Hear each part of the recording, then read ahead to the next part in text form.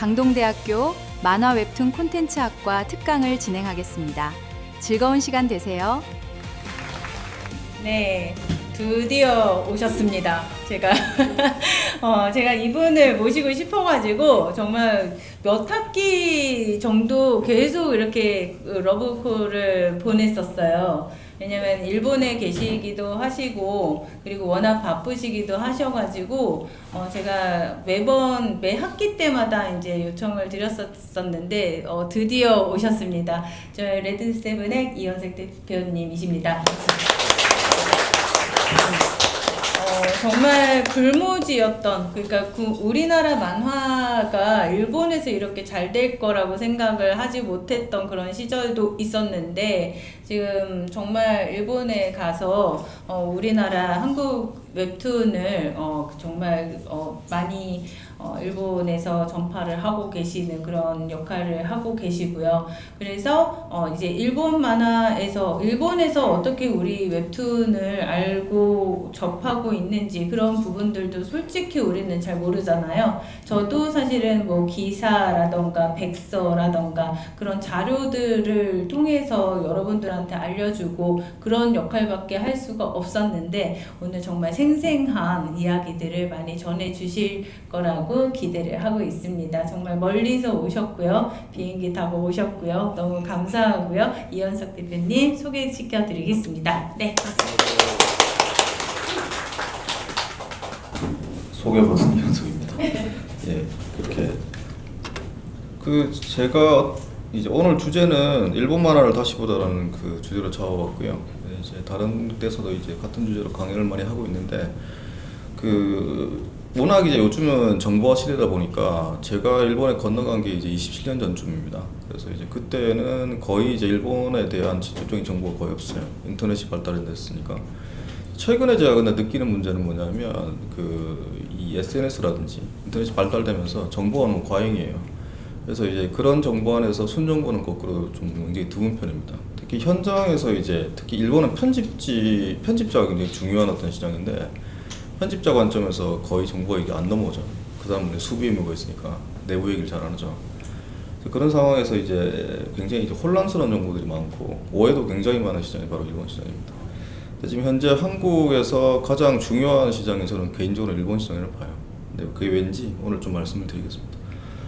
간단하게 강사 소개를 드리겠습니다. 저는 이현석이라고 하고요. 74년생입니다. 범띠고요. 그리고 도쿄 도립대학원 사회학대학원에서 이제 박사학위 후기까지 과정까지 수료를 했습니다. 했고, 이제 제 석사 논문은 이제 한일 만화 시스템의 세대론 고찰 이걸로 받았고요.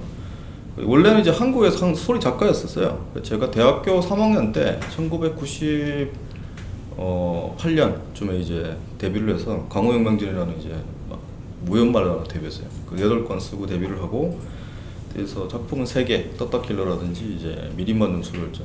면접을 해서 3개 정도 발표를 한 다음에 일본어로 건너갔습니다. 건너가서 번역도 하고, 케이오스 링스라는 게임이 있어요. 그 게임 전 풀 번역을 갖다 제가 했었습니다. 그리고 이제 스퀘어 에닉스라는 회사에 취직을 해서 여러 가지 작품에 좀 참가를 했고요. 10년 정도 거기서 일을 했습니다. 어쨌든 그 다음에 근데 이거는 이제 제가 석사 논문 쓸 때쯤인데, 일본의 고단샤라의 영매거진이라는 잡지가 있어요. 영매거진을 대변하는 만화는 이제 도와무시로 카이지, 이니셜 D, 그리고 이제 아키라 이런 만화들인데, 거기에 이제 데뷔를 해서 군발이라는 만화를 갖다가 스토리 작가로 데뷔를 했었습니다.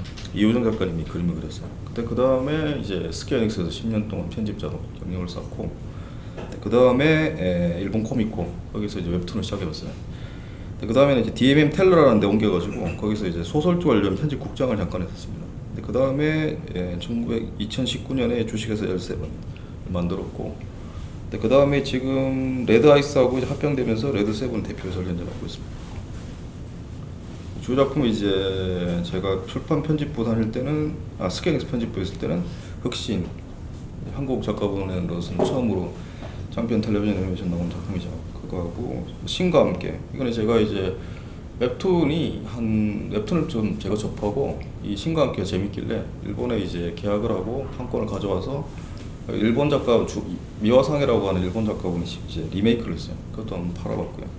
프론트 미션 같은 작품, 이건 이제 스퀘어닉스를 대변하는 게임 타이틀인데 한국 작가분이 실제로 그림을 그렸습니다. 이런 일도 해보고 이거는 이제 지금 블레이드 노트 같은 그리신 송지영 작가님 그분 또 저하고 같이 주공이 도서관 갈라놓을 때까지 이것도 해봤고요. 웹툰은 뭐 나 현재 하고 있는 거 보면 나노마신이라든지 도구랑 특급 계약거를 말로 SKT도 제가 이제 담당을 하고 있습니다. 그래서 이제 이력이 되게 산만하죠. 이것도 해보고 저것도 해보고 여러 가지 퍼스펙티브에서 다뤄봤어요. 그러니까 이제 편집자도 해보고 스토리 작가로 시작도 해서 여러 가지 측면을 좀 봤기 때문에 여러분에게 좀 드릴 말씀이 좀 여러 측면에서 있을 것 같습니다. 이제 물어보시는 분이 많은데요. 이제 레드아이스하고 저의 개인적인 인연은 원래 이제 제가 편집자로 있을 때 레드아이스 분들 데뷔작을 제가 담당했습니다. 스페이스 댄디라고. 그래서 레드아이스의 장성락 작가분 나온넷 그리신 분이죠. 그분은 이제 데뷔작이 일본입니다. 일본의 스페이스 댄디 박성호 작가님과 같이 데뷔를 하셨어요. 그때 연이 됐고 그분들이 처음으로 그린 웹툰이 이제 뷰티풀 레전드라고 있습니다. 이게 제가 있었던 코믹 버전이었던 만화예요. 지금은 보실 수가 없습니다. 그래서 2년이 시작돼가지고 현재는 이제 레드아이스가 이제 가보시면은 부천에 있는데 한 200명쯤 있어요. 거기는 스튜디오가 200명짜리 스튜디오고. 근데 이제 스튜디오가 크고 회사 규모가 크면은 좋은 면만 있는 게 아닙니다. 여러분. 작품 만들 때 참가하는 인원이 많기 때문에 큰 돈을 벌어야 돼요. 그래서 할 수 있는 작품이 한정됩니다. 저희 레드세븐은 일본에 있어요. 그래서 일본에 있으면서 규모가 그렇게 크진 않습니다.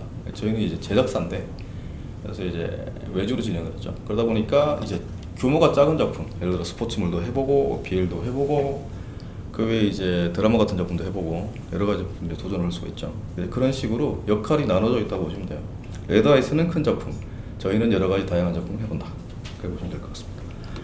자, 어쨌든 일본 만화의 시장이 어떠느냐 설명을 좀 드리면 2025년 현재 일본 만화 시장은 보시는 대로입니다. 6,925억 엔 정도 규모다. 한국 돈 얼마쯤 되죠? 한 10배로 생각하시면 되니까 한 6조 9천억쯤 되죠.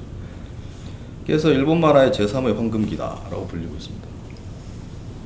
크죠. 그래서 한국 만화 시장은 대략적으로 이게 이제 웹툰 산업 규모 측정이라고 해서 2023년에 코카에서 나온 이제 통계인데 이건 약간 거짓말입니다. 왜냐하면 이 안에는 수출한 규모가 들어가 있어요. 그래서 순수한 한국 만화 매출 시장은 아니에요. 그래서 한국 만화 매출은 전체적으로 1조 정도 되지 않을까? 이게 이제 추측이고요. 비교해 보면은 한 일본 국내 만화 시장을 비교해 보면 한 그 7분의 1 규모죠. 한국이. 일본은 이제 한국의 한 7배쯤 된다. 자, 근데 2025년 일본 만화 시장은 2024년하고 비교해보죠. 2024년이 한 7,025억 엔쯤 됐어요. 그러니까 한 7조를 훨씬 넘었는데 2025년에 들면서 마이너스 성장을 했습니다. 이렇게. 왜냐? 폭발적인 블록버스터 작품들이 다 종료했다. 소위 말하는 뭐라고 그러죠? 요즘 이거. 체인소맨하고 귀멸의 칼라라고 주술이잖아요. 이런 것들이 이제 종료가 됐죠. 귀주톱이라 그러나? 귀주톱 3개가 종료되고 이런 폭발적 블록버스터 작품들이 종료되고 그 후속작들은 잘 안 나오고 있어요. 지금 기대를 하고 온 작품이 카구라바치하고 뭐 만함 있지? 이건데 이거만큼의 큰 위력을 가질까? 좀 봐야 되겠죠. 그래서 마이너스 성장을 좀 했고 또 한 가지는 전자 만화가 팔리면서 종이 만화가 정말로 안 팔리고 있어요. 그래서 잡지의 발행 부수라든지 단행본 발행 부수가 굉장히 줄어들고 있는 편입니다. 근데 이제 그리고 이제 서점이 또 줄고 있죠. 서점이 줄어들면 어린이들이 만화책을 못 봐요. 왜냐? 왜일 것 같아요? 그렇죠. 어린이들이 예를 들어 편의점이나 서점에서는 그냥 가서 이렇게 샀으면 됐어요. 근데 요즘은 만화를 갖다가 다 만화 앱으로 봐야 되니까 그 만화 앱의 결제 누가 해주죠? 부모님이죠. 뭐 하나 보는지 다 들키죠. 중학생인데 좀 야한 거 보고 싶어. 근데 엄마한테 들켜요. 못 보죠. 그러니까 어린이들이 점점 만화책에서 떨어지고 있어요. 그러다 보니까 만화책 판매량이 줄어들면서 만화 시장 자체가 마이너스로 전환이 돼버렸다. 이렇게 보시면 될 것 같아요. 그래서 어쨌든 지금 현재 일본 만화가 원래는 크게 이렇게 한번 위기다가요. 제가 일본에 처음 건너갔을 때 이때쯤에는 절정기에서 굉장히 이렇게 꺾이면서 일본 만화 전체가 위기고 거의 뭐 망하지 않을까? 이런 말까지 나왔었어요. 근데 이때부터 전자 만화가 팔리기 시작하면서부터 이렇게 됐습니다. 현재는 전자 만화가 전체 만화 시장의 한 70% 정도다. 거의 다 책을 사지 않는다. 물론 한국보다 굉장히 많이 팔려요. 큰 시장이죠. 근데 그럼에도 불구하고 전자로 책을 읽는 사람들이 거의 대부분이다. 생각해 주시면 될 것 같습니다. 그리고 또 한 가지는 아까 일본 만화에서 연령대가 올라가고 있다는 말씀 제가 드렸는데 심지어 일본에서 팔리고 있는 웹툰들을 보셔도 인기 좋은 작품들을 보셔도 고연령화가 굉장히 두드러지고 있어요. 현재 일본에서 가장 대박친 일본 한국 웹툰이 뭐냐? 요거 아세요? 이등급 작품. 시든꽃의 눈물이라는 작품이거든요.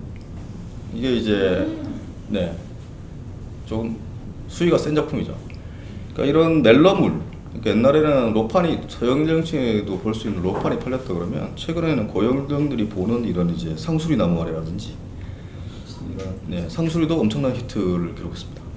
네. 그래서 이제 고연령화가 좀 두드러진 특징이 돼가고 있다. 이건 나중에 또 자세히 말씀드릴게요. 그래서 뭐 궁금하신 분들이 있으시니까 애니메이션 시장 그럼 얼마나 크냐? 일본은 한 2024년 통계를 보시면 3조 8,400억 원 됩니다. 한국 도로는 한 38조쯤 되죠. 큰 특징은 해외 시장 규모가 훨씬 커요. 일본은. 그러니까 한 2조 21조 정도가 해외에서 매출이 나오고 일본 국내는 16조 정도입니다. 거의 답보상태죠. 그러니까 일본도 국내 시장은 답보상태고 해외 넷플이나 이런 데서 틀어주면서 해외에서 들어오는 수익이 굉장히 커요. 그래서 해외에서 일본적인 애니메이션을 만들려고 되게 노력을 많이 하고 있다. 이게 현재 상태다. 여기까지 질문 있습니까? 중간에 질문 있으거나 궁금하신 거 뭐든지 물어보십시오. 대환영입니다. 지금 데뷔도 안 해서 너무 먼 얘기 같습니다. 그리고 여기 이렇게 시장 규모를 말씀드리면 물어보신 분이 계세요. 그럼 대체 일본에는 만화가 몇 분이 계시죠? 일본의 만화 협회 통계로는 한 9천 명 정도 있습니다.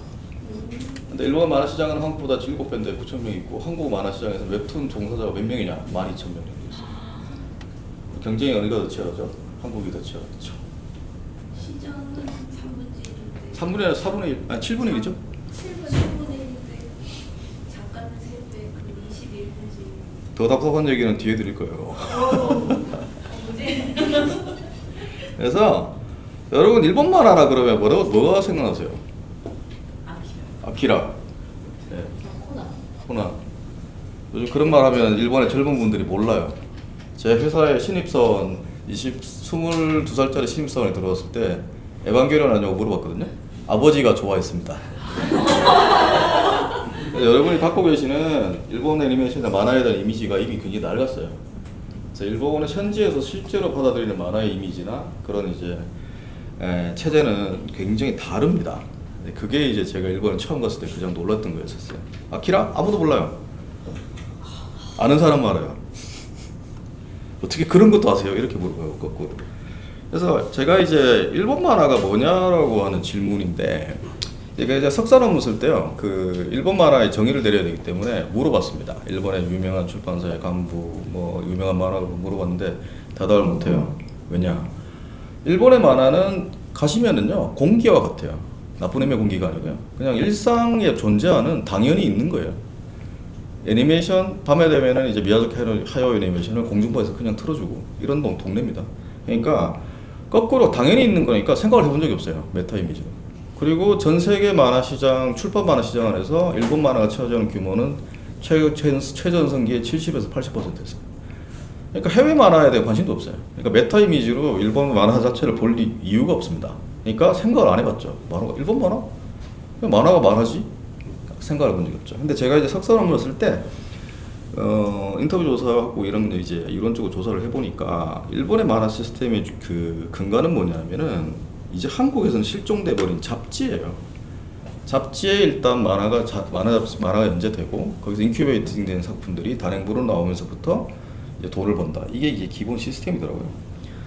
근데 이제 이 주간 잡지, 특히 이제 주간 소년 잡지, 이게 이제 일본의 만화를 거의 정의하는 체제인데 이게 언제 만들어졌느냐? 1959년에 소년 썬데이하고 소년 매거진이 창간되면서 만들어집니다. 요게 두 개가 창간호예요. 근데 재밌죠? 만화가 그 커버가 아니죠. 이 사람은 누구냐면 나가시마 히데오라고 지금으로 치면 오타니 같은 야구 스타, 영웅, 그리고 어린이. 그리고 이 사람은 당시 스모 챔피언, 요코즈나 챔피언이고 어린이 이런 이미지죠. 그러니까 그 당시에는 아직까지 만화가 사회의 어떤 주류 이미지를 찾아내지 못했어요. 그러다 보니까 이런 스타를 끌고 와서 표지로 썼습니다. 그래서 이게 1959년에 창간됐고요. 그 다음 1968년에 주간 소년 점프. 지금 이제 여러분 좋아하시는 원피스, 기주토 다 이게 이제 됐죠. 이건 1969년, 68년에 창간됐어요. 9년 뒤에. 참고로 소년 썬데이하고 소년 점프를 만들고 있는 회사는 사실은 같은 그룹입니다. 히토츠와시 그룹이라고. 여기서 세금 문제 때문에 이걸 세금 분리해서 만든 잡지 회사입니다. 슈에이샤가. 그렇게 생각하시면 되고요. 그래서 소년 매거진이 어쨌든 여러 우여곡절을 거쳐가지고 1970년대쯤에 단일 잡지당 주간 100만 부 시절을 달성해요. 그러니까 소년 매거진이 그 당시에 이제 네일의 조 있죠. 허리케인 조. 그거하고 지금 왜 여러분 그 만화 그 밈 중에 그거 있잖아요. 아버지가 밥상 뒤집어 풀면서 화로는 공부 안 하고 애 때리는 거 있죠. 그거 나왔던 만화가 거인의 별이라고 하는 프로 스포츠 이제 야구 만화인데 그 만화가 당시 국민적인 인기를 끌었습니다. 그 두 개 만화를 어떤 인기를 주축으로 해가지고 소년 매거진이 처음으로 주간 100만 부를 달성해요. 그때 일본에서는 주간 만화 잡지, 즉 만화 잡지, 만화가 시민권을 얻었다. 제1의 황금기가 되겠습니다. 그럼 의문이 드시겠죠. 그럼 일본은 그때까지 만화는 비주류였나요? 맞아요. 옛날에 어떤 일본 시인이 신문에 기고한 글이 있는데 읽어보시면 요즘 전철을 타면은 만화 잡지 따위를 읽는 젊은 놈들이 있다. 토할 것 같아. 이런 글이 실렸어요. 저희 나라도 옛날에 왜 제 어릴 때 어린이날 되면 만화책 그 쌓아놓고 불 지르면서 악서 추방 운동 이런 거 했거든요. 일본도 거기에 만만치 않게 굉장히 만화에 대한 그 사회적 인식이 좋지 않았습니다. 근데 주간에 100만 부를 발행해 버리니까 할 말이 없죠. 매거진만 주간 100만 부예요. 그러니까 점프같이 다 합치면은 500만, 600만 가는 겁니다. 그래서 돈 엄청 벌죠. 그래서 일대 제1의 황금기가 생겼다. 그리고 주간 소년 점프가 뒤에 창간됐는데 작가 육성 체제와 작가 독점 개념을 더 도입합니다. 뭐냐면은 옛날에 주간 소년 점프 잡지 읽으시면 누구누구 선생님이 말하는 이 잡지에서 읽을 수 있어요 라고 적혀 있어요. 그래서 어떤 예를 들어서 도리야마 아키라라는 작가분이 계시죠. 드래곤볼 작가분. 그분은 종신계약이 되어 있는데 죽을 때까지 다른 잡지에 연재를 안 하면 계약금이 1년에 10억입니다. 연재만 안 하면. 그런 식으로 독점 계약을 굉장히 도입했다. 점프에서. 그리고 당시에는 이제 어떤 작가분의 문화생이나 그런 걸 통해서만 데뷔를 할 수 있었는데 작가 육성이라는 것을 가져왔다. 다른 잡지에 연재하신 작가분을 갖다가 스카우트 안 한다. 우리는 우리가 신인부터 키워가지고 연재를 시킬 거야. 이런 개념을 도입했어요. 그래서 하여튼 쭉쭉 발전했습니다. 그리고 이제 그 과정에서 하리스의 카제라고 하는 만화 단행본이 나오게 되는데 즉 잡지로 끝나는 게 아니라 잡지에 연재된 만화를 단행본으로 돼가지고 돈을 다시 번다. 이 개념을 도입해서 대성공을 하게 돼요. 그게 그때 확립됩니다. 그래서 일본의 이 잡지 체제가 쭉쭉 발달하다가 80년대에 딱 들어서시면 일본의 80년대는 경제적으로 굉장히 호황을 누리는 시대죠. 그러다 보니까 영매거진, 영점프 같은 소위 말하는 청년지, 성인 만화 잡지가 등장하게 돼요. 근데 이게 이제 굉장히 중요한 건데 그 옛날에 소년 매거진 이런 잡지를 보시면 소년 매거진이잖아요. 그럼 소년은 뭡니까? 미성년자죠. 어린이죠. 근데 거기에 데빌맨이 실려 있었어요. 예를 들어서 여러분 데빌맨 혹시 만화세요? 보셨어요? 내용이 어때요? 막 사람을 찢어버리고 막 난리죠. 최근에 봤어. 네. 그래서 윤리적으로 문제가 많잖아요. 그런 걸 이제 미성년도 볼 수 있는 잡지에 실었어요. 그리고 내일 저 허리케인 조 있지 않습니까? 그것도 사실은 되게 혼혈화 문제라든지 사회 문제로 깊은 얘기를 되게 많이 해요. 근데 그런 만화가 소년 만화로 실려 있고 이게 좀 약간 카오스 상태거든요. 소년 특히 이제 뭐 소년 점프 여기는 뭐 파렴치 학원 뭐 이런 만화 실려 있고 윤리적으로 문제 많은 만화가 되게 많단 말이에요. 그러니까 당연히 일본의 학부형회에서 난리였어요. 이거 악서 추방 운동 벌여야 되고 이제 진짜 한국처럼 화형시키진 않았지만 뭐 하여튼 여러 가지 사건이 있었습니다. 그러다 보니까 그런 고연령층이 볼 수 있는 만화 잡지를 따로 만든 거예요. 그게 바로 영매거진, 영점프 같은 잡지들입니다. 나왔고 영매거진을 대표하는 잡지가 아키라, 아까 말씀하신 이런 게 실렸고 그리고 비밥 하이스쿨 같은 거 불량 청소년을 나와서 학교 화장실에 담배 피고 이런 만화 있죠. 그런 만화도 여기 실렸습니다. 그래서 이 영매거진이나 영점프 같은 잡지들만 모아서 따로 이제 부수가 주간 900만 부 시장이 그때 80년대 만들어져요. 그래가지고 다시 한번 시장이 뻥 터졌고 그리고 이제 소화낼 수 있는 만화의 층도 굉장히 많아졌죠. 그래가지고 그때가 제2의 황금기입니다. 그래서 지금까지 일본 만화 그렇게 왔다. 근데 이제 잡지가 발달하다 보니까 아까 말씀드렸듯이 일본의 만화 잡지 언제 창간했다고요? 1959년이죠. 그때부터 판형이 한 번도 안 변했어요. 단행본 판형도 한 번도 안 변했어요. 그러다 보니까 이 단행본 사이즈, 잡지 사이즈에 맞춰가지고 만화 형식이 극한으로 발전되는 거예요. 판형이 안 되라니까. 근데 한국에서 만화책인데 제일 힘든 게 뭔지 아십니까? 판형이 다 제각각이에요. 만화책 사이즈. 그러니까 꽂을 때도 힘들죠. 집에 이렇게 진열을 해도 힘들죠. 근데 일본은 그게 다 정해져 있습니다. 소년 영지 판형은 요거, 그리고 이제 소년 만화 판형은 요거, 가격도 이 가격. 이렇게 딱 규격화가 돼 있어요. 이 규격에 맞춰서 연출이 다 정해지게 됩니다. 그러다 보니까 이런 이제 펼친 두 페이지를 전제로 한 어떤 연출, 화면 지면 연출 이런 것들이 다 정해져 있는 거예요. 그러니까 이분들한테는 웹툰이 되게 당황스럽죠. 이런 이제 지면의 개념이 통하지가 않으니까. 그래서 웹툰을 잘 못해요, 일본 사람들이. 그래서 이제 그리고 그 원고료 같은 것도 판단 기준이 페이지 단위로 계산하게 됩니다. 한국은 이제 하나번 연재에 얼마 이런 식으로 원고료가 정해지게 되죠. 근데 일본 같은 경우에 한 페이지에 만엔 전후, 조금 그리고 컬러 페이지 같은 경우에는 흑백 원고료의 150% 정도로 이제 정해지게 되고 페이지 단위로 원고료를 받게 됩니다. 이제 페이지로 생각을 해요. 한국은 컷 단위로 생각하죠, 반대로. 출판의 기본적인 공정인데 이런 식으로 모든 것들이 인쇄를 전제로 단어와 용어들이 만들어져 있고 개념이 만들어져 있어요. 그래서 옛날에 책을 찍어 보신 분들이나 이런 분들은 그 일본 만화를 갖다 이미지하시기가 되게 편합니다. 이런 것 갖다 옛날에는 여러분 지금 식자 넣죠. 홍보 하실 때 식자 넣죠. 이렇게 웹툰에. 그거 옛날에는 일본의 편집자들이 다 서로를 이렇게 잖아요. 핀셋으로 이렇게 붙여가지고 했던 겁니다. 사직 식자지에 부탁해가지고. 여기 웃으시는 분들은 이제 다 나이가 좀 이제 있으신 그럴 텐데 그러다 보니 시선 이동 같은 것도 오른쪽에서 왼쪽 그리고 펼친 두 페이지를 전제로 이제 만들어지게 됩니다.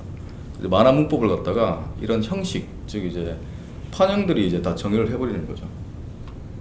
그래서 이런 식으로 일본에서는 이게 바로 연출의 기본입니다. 긍정적인 힘, 주인공의 움직임, 운동 방향 오른쪽에서 왼쪽으로 읽어 나가기 때문에 모든 이제 긍정적인 힘들이나 주인공의 운동 방향은 오른쪽에서 왼쪽이에요.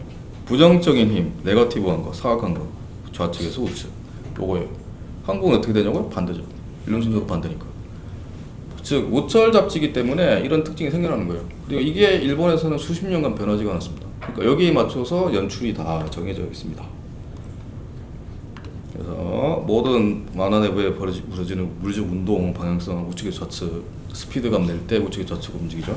근데 좌측에서 우측으로 이제 존재하는 움직임이 하게 되면 화면이 멈춰요.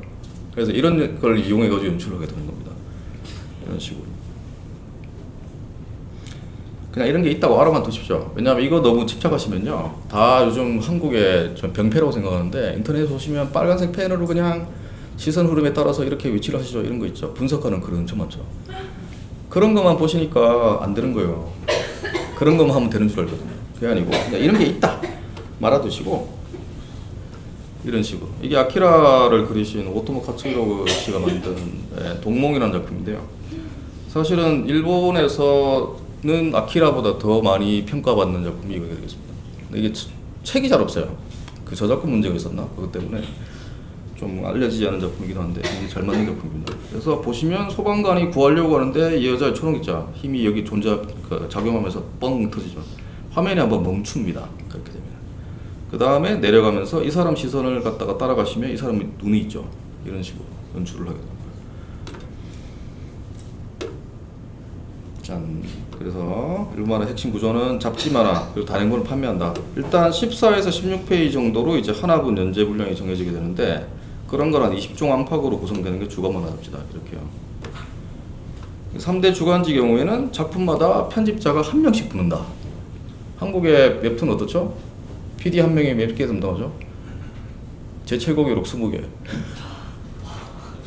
제가 코미코 다닐 때 최고 기록 보유자 35개. 그렇죠. 거의 이제 그 1대1 마크가 불가능하죠. 근데 일본의 만화 편집부는 일단 3대 주간지 메인 잡지 경우에는 한 명의 편집자가 한 작품 담당하는 게 그냥 기본입니다. 그래서 이 사람들이 평상시에 이제 대규모로 작가를 관리를 해요. 신인 작가분들. 그러니까 저는 이제 그걸 속사 논문에서는 작가 예비군이라고 불렀는데 예비군을 관리하다가 지면에 이제 그 구멍이 생기거나 혹은 이제 자리가 나게 되면은 그 예비 작가를 투입하는 거죠. 그러니까 그 예비 작가들하고 몇 년 동안 계속 얘기를 해서 작품 만들어 놓고 그걸 이제 틈이 날 때 편집에 올려가지고 이제 실리게 되는 그런 구조가 되겠습니다. 작품에 대한 관여도가 차원이 다르죠. 예. 그리고 잡지 구조를 제일 잘 알고 있는 사람이 편집자이기 때문에 조언해 줄 수 있는 것도 굉장히 심도가 깊어요. 그래서 이 사람들이 그걸 가지고 만화를 연재하고 순조롭게 연재가 되면 6개월 이후에 이걸로 단행본을 만듭니다. 그러면 이제 투입됐던 원고료, 그리고 투자금이죠. 이걸 단행본으로 회수한다. 이게 기본 구조가 되겠어요. 그리고 또 한 가지 포인트. 장가 원고료는 보통 일본에서는 페이지당 10,000엔 정도니까 한 덕후로 치면 10만 원이죠. 그러면 이제 주간 연재하시면 얼마입니까? 예를 들어 20페이지, 80페이지 하시면 800만 원 정도 원고료 나오죠. 자, 그러면은 되게 좋지 않느냐? 세금 10%인데도. 그러나 일본은 어시스턴트 비용이 굉장히 비싸요. 시간 단위로 굉장히 비싼 어시스비를 지원하셔야 되고 물가도 비싸고 하니까 거의 적자입니다. 원고료 받아봤자 아무리 많이 받아도.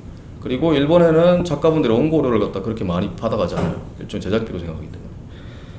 그래서 단행본을 못 파시면 작가분도 망한다. 회사도 망한다. 단행본으로 모든 게 판단된다. 이거 되겠습니다. 모든 출판사가 이 시스템 기조로 운영됩니다. 그래서 전자 판매를 할 때도 단행본 단위로 그 생각을 하고 화 단위로 생각을 안 해요. 단행본 가격으로 읽으셔야 돼요. 막 전자만 하고. 요걸 바꾼 게 웹툰이에요. 한국 웹툰이 들어가서 화 단위로 판매하는 판매 방식을 일본에 전파시켰습니다. 요즘에 화 단위로 팔기도 해요. 자, 그리고 이제 근데 이제 제가 잡지라는 체제를 이 한국에서 강의할 때 특히 나이가 이제 젊으신 분들한테 굉장히 강조를 하는데 한국은 웹툰이 좀 등장하면서 잡지라는 개념이 사라졌어요.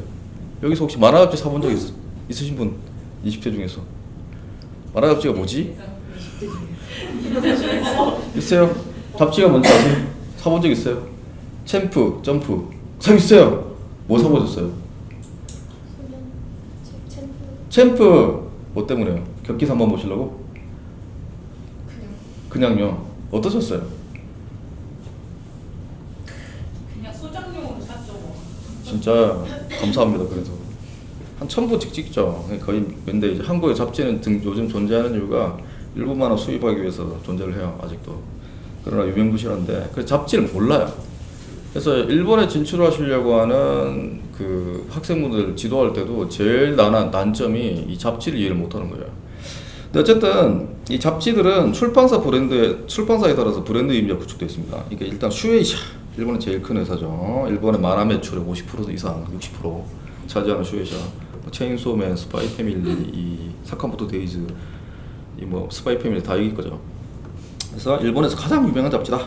일본 만화업계 3대장 중 첫 번째 1대장.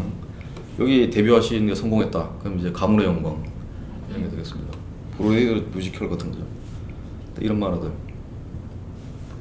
슬램덩크, 북두이건, 바쿠만 뭐 다 이거예요. 네, 킹덤 같은 거 다 여기 거죠. 그래서 여기는 그 바쿠만이라는 만화에서 헤이시라는 편집장이 그 얘기를 해요. 만화는 재밌습니다. 요 기조예요. 그래서 이제 슈에이샤는 특징이 뭐냐면 슈에이샤는 지금이야 만화가 이제 뭐 예를 들어서 소녀점프, 원피스 뭐 이런 것들이 이제 작가 회사의 얼굴인데 슈에이샤는 사실은 이 회사를 정의하는 얼굴이 뭐냐면 주간 플레이보이라는 잡지예요. 즉 여자분들 수영복 커버가 나오는 잡지로 유명해진 회사예요. 그렇다 보니까 그 정체성은 아직 버리지 않았어요.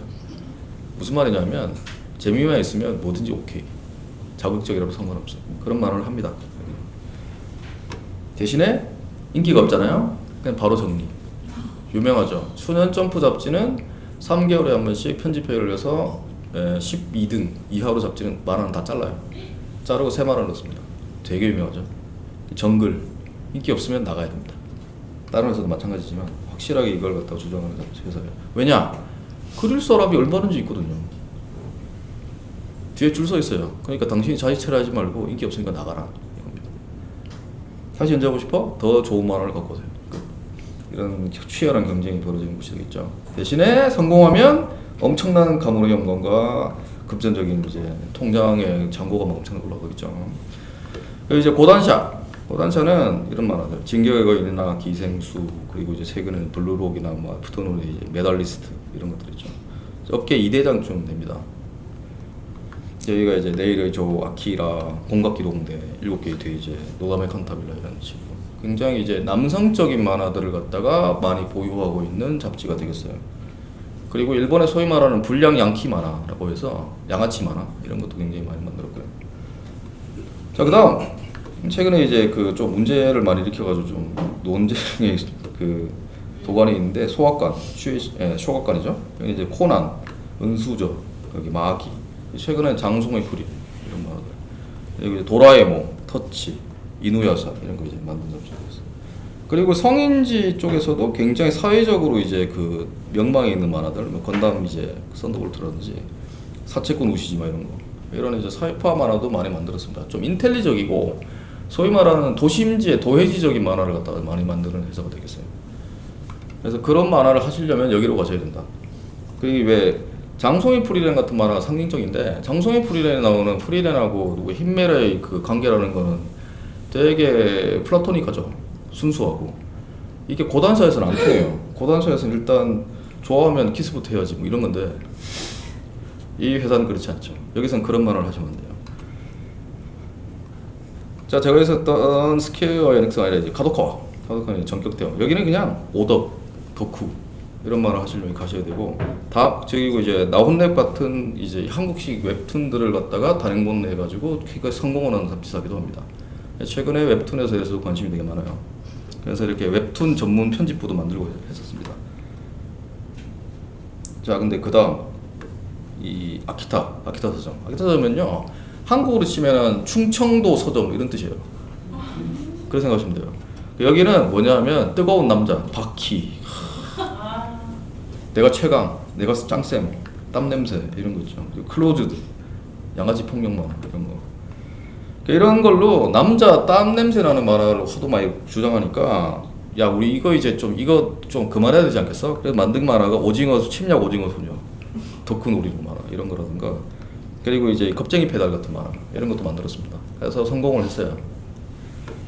성공을 했지만 기본적으로 이런 만화, 진짜 근성, 내가 짱쌤 이런 거 있죠. 이런 거 하는 잡지 되겠습니다. 제가 있었던 스퀘어닉스, 그냥 여기는 오덕, 90%가 남자 오덕 보는 잡지.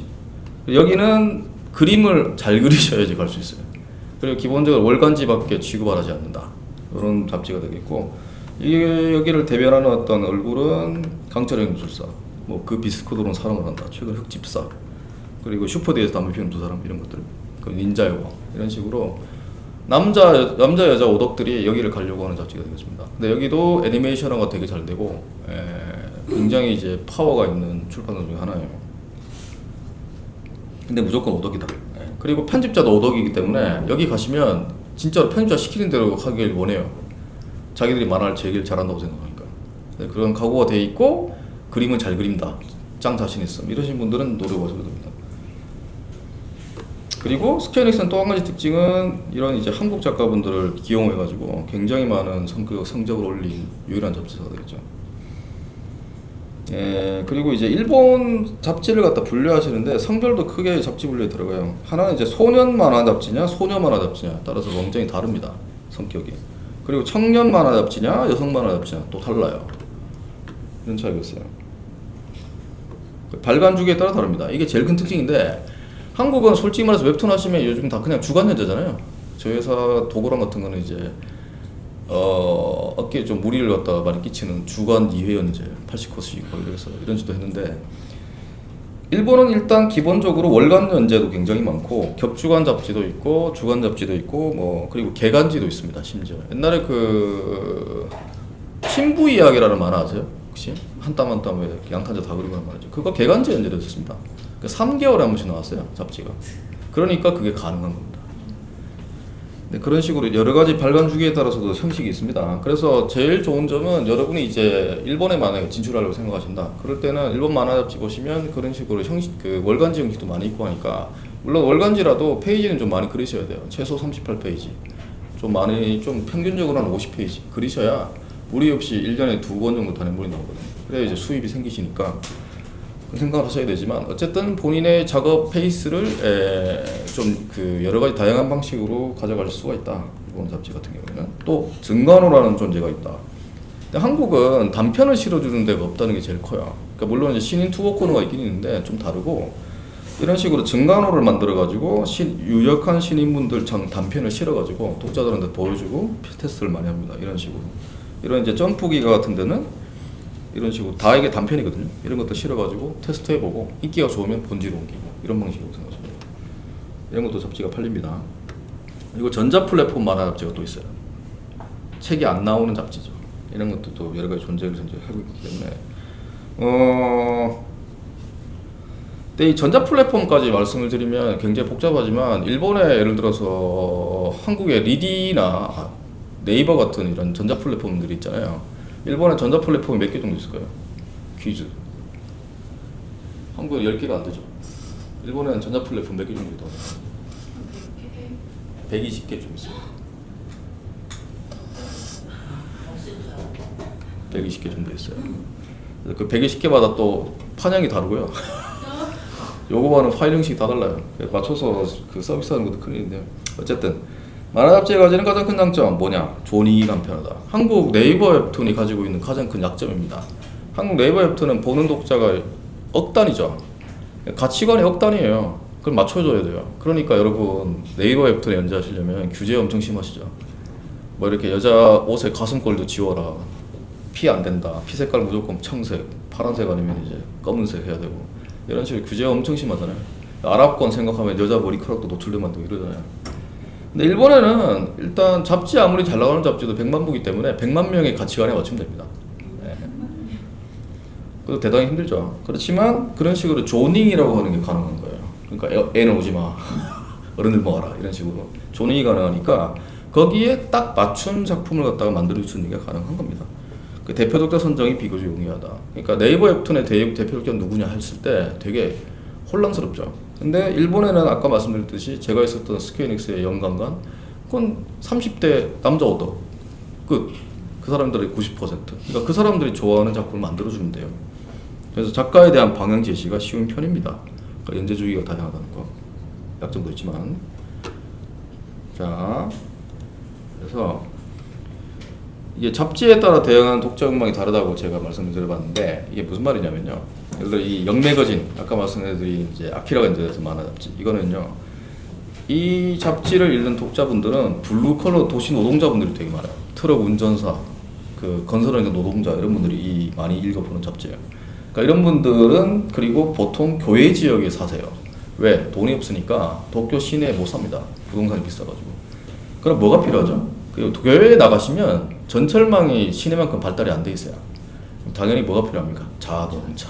자동차에 대한 관심이 많다. 그러니까 자동차 만화로 일본은 최고 걸조를 뽑히는 이니셜 D가 여기 연재됐습니다. 관심이 많으니까 보는 거예요. 그런 식이에요. 그래서 이제 도시 노동자, 그러니까 예를 들어 건설 노동자 아저씨한테 그런 아저씨 분들이 이 명매거진을 어떻게 소비를 하냐면은 그냥 점심 먹을 때 그 도시락 있죠. 같이 사가지고 읽고요. 낄낄거리고 있다가 버려요. 이런 잡지예요. 그래 놓으니까 이런 잡지에서 지구를 구하는 얘기라든가 여자 간의 어떤 지구 지수나 사랑 이런 거 얘기하시면 바로 그냥 인기 없죠.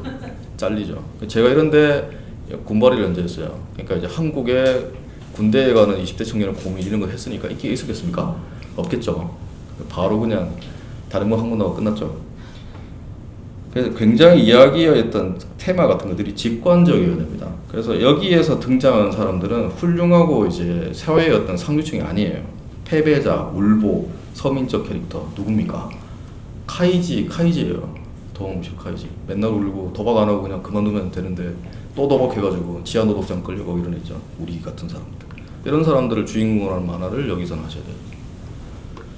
자, 근데 반대로 같은 잡지 그 회사에서 나오는 모닝이라는 잡지가 있어요. 여기는 화이트 컬러, 지식인, 대학생 이런 분들이 보세요. 그러니까 직장인 이제 이런 대기업 직장인들. 그래서 도심 지역에서 많이 팔려요. 도심 지역 편의점에서 많이 팔립니다. 그러다 보니까 크고 심야한 주제도 가능합니다. 환자를 살리는 어떤 뭐 의학적인 윤리 대한 얘기 이런 것들 있죠. 현학적인 얘기. 그리고 심화 과정이 이 만화 잡지에 전제가 됐어요. 지금도 되고 있지만 사회의 승리자, 사회를 위해서 바라보는 성 그런 사람들 얘기를 여기서는 하셔야 됩니다. 그래서 이 두 잡지를 대변하는 캐릭터가 누구냐? 아까 얘기한 주간 모닝 조조. 인간으로 태어났으면 세상을 한번 뒤집어 봐야지. 삼국지의 조조 같은 사람. 중앙영매거진은 누구냐? 카이지다. 그래서 무슨 말이냐면은 본인들이 일본에 진출을 하시거나 일본 만화를 보실 때 이 만화가 어디서 연재된 만화지? 보시는 게 중요해요. 어느 매체에서 연재된 만화냐? 이걸 보시는 게 되게 중요합니다. 그래서 만약 일본에 진출하고 싶다? 자기가 좋아하는 만화 뭐지? 그거 어디 연재됐지? 어떤 회사야? 어떤 잡지지? 거기에 따라서 쏠려있는 독자가 다 다르니까 잘 준비를 하셔야 됩니다. 어떤 의미로는 편할 수도 있어요. 막연하게 준비하는 게 아니라 그 독자 잡지 타겟에 맞추면 되니까요. 그리고 일본에 가시면 정말로 중요한 얘기를 드리면 이게 진짜 한국 요즘 시민분들이 일본 갔을 때 판판이 깨지는 이유 중에 하나인데요. 일본에서 그 이야기, 스토리, 시나리오 이론을 배워보시면 시나리오 이야기 구조를 구성하는 요소는 3가지, 천지인입니다. 뭐냐? 이거는 시대 배경, 과거냐, 현재냐, 미래냐, 이야기가 또 그 하나의 이야기할 때 아침이냐, 점심이냐, 저녁이냐, 몇 시냐, 기술 레벨은 산업 혁명이냐, 현대냐, 조금 근미래냐, 이거 중요하거든요. 요거 하나. 이런 식으로 이제 결정되겠죠. 근데 지는 뭐냐? 어느 나라냐? 일본이냐, 미국이냐, 아니면 한국이냐? 기후는 어떠냐? 복장은 뭐고? 뭘 먹느냐? 종교는 뭐냐? 이런 거 있죠. 근데 일본에서 최고로 중요한 건 뭐냐면요, 사람입니다. 즉 캐릭터. 여러분 일본에 만약에 투고를 해서 일본에 만화 그런 걸 가져가시잖아요. 캐릭터 얘기밖에 안 해요. 이 캐릭터는 뭐 하는 사람이에요? 뭐가 욕망이고 저건 뭐 하고 싶은 거지? 왜 그거 하고 싶어요? 부모님 누구야? 이런 거 있죠. 굉장히 꼼꼼하게 준비를 하셔야 돼요. 그게 안 돼 있으면 일본에서 만화로 성공할 수 없습니다. 캐릭터 얘기밖에 안 해요. 왜? 스토리라는 거는 유명한 얘기가 있지 않습니까? 시나리오 배워보시면 인간이 생각할 수 있는 모든 이야기는 섹스피어가 다 있다. 복수 패턴하고 이런 거 있죠. 다 있기 때문에 결국에는 그 안에서 짜잘한 이제 캐릭터 간의 어떤 차이로 결정된다. 그렇기 때문에 캐릭터를 굉장히 생각을 많이 하셔야 돼요. 여러분 근데 이게 학생분들이 제일 약한 거예요. 제일 안 돼요. 그렇게 생각을 안 하기 때문이에요. 다들 그림 그리고 구도, 기술적인 것들 굉장히 강조를 많이 하기 때문에 거기에 집착을 하셔서 다들 잘하셔요. 제가 지금 청강대학교라는 데서 특임 교수를 하면서 그 일본 진출반을 가르치고 있는데 이 친구들 굉장히 기술적으로는 극한으로 뛰어납니다. 가르치면 되게 잘해요. 근데 문제가 뭔지 아세요? 스토리를 갖다 쓰게 만들면은 되게 약해요. 이유가 뭐냐면은 캐릭터 약합니다. 그런 관점에서 만화를 안 봤어요. 한국에 현재 제일 결여되어 있는 게 이 관점이에요. 캐릭터. 이거는 100번 강조해도 안 됩니다. 근데 그 강조해도 부족함이 없어요. 근데 이게 안 돼 있으니까 일본에 가서 공부가 깨집니다.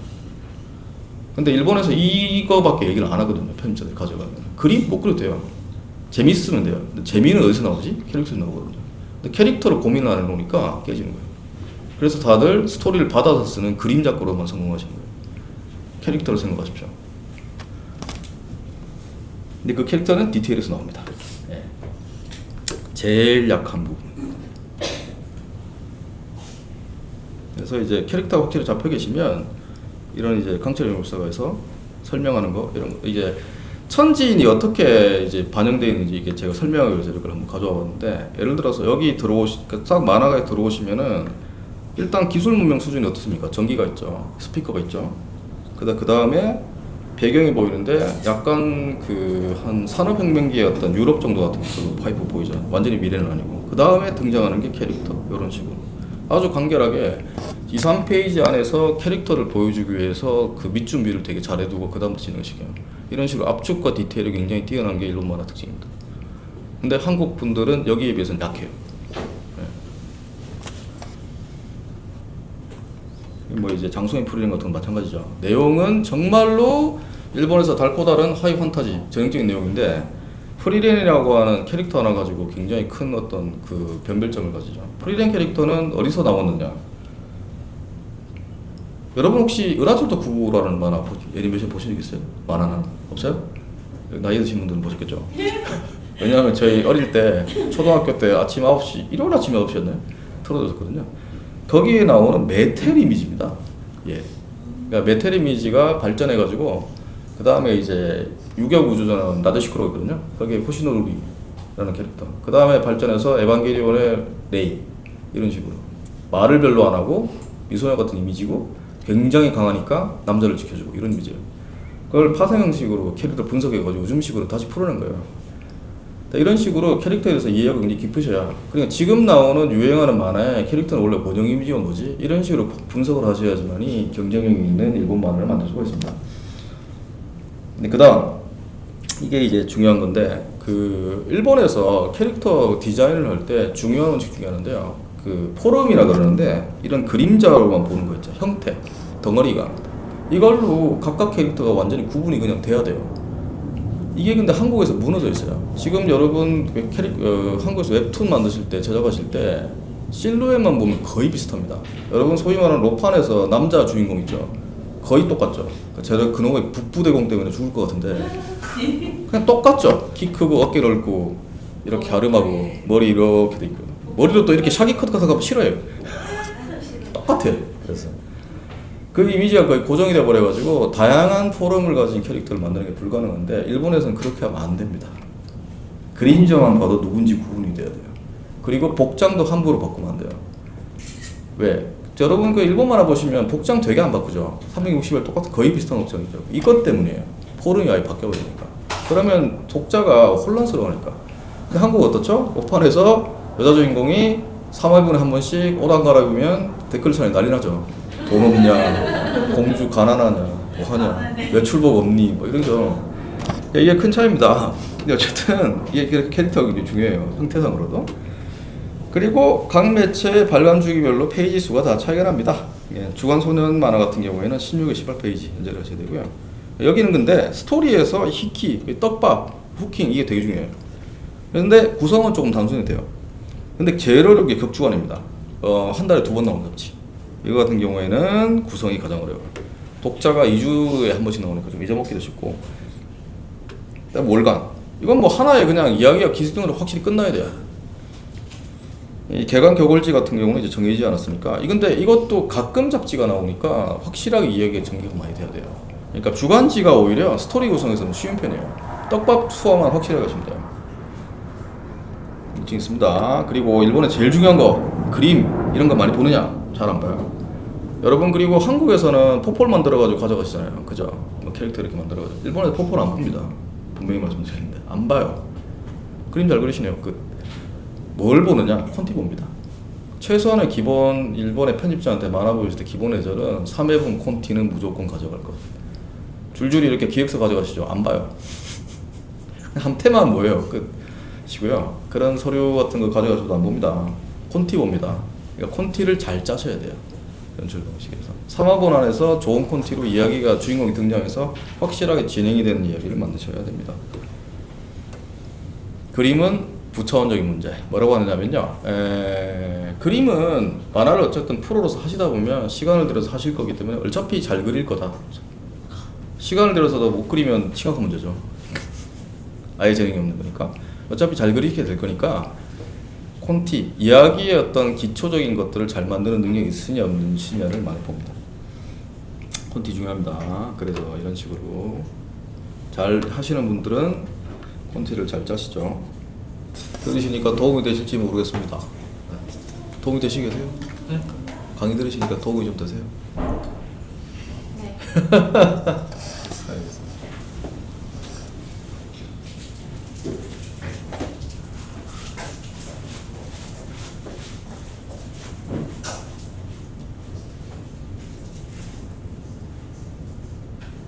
오늘 하루 종일 오전부터 이거 강의하고 이제 수업이신 거예요? 2시부터?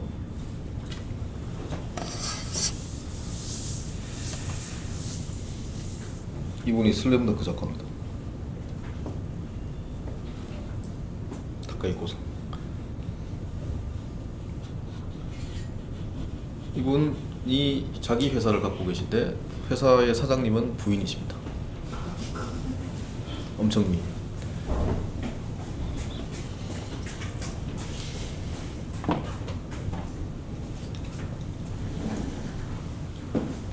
제가 말씀드렸지만 중간에 질문하실 거나 뭐 의견이 있으면 반드시 팍팍 얘기해 주셔야 됩니다.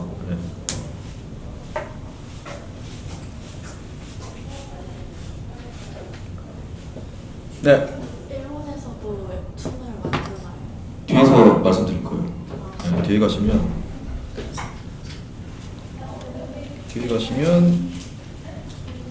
다 그 얘기입니다.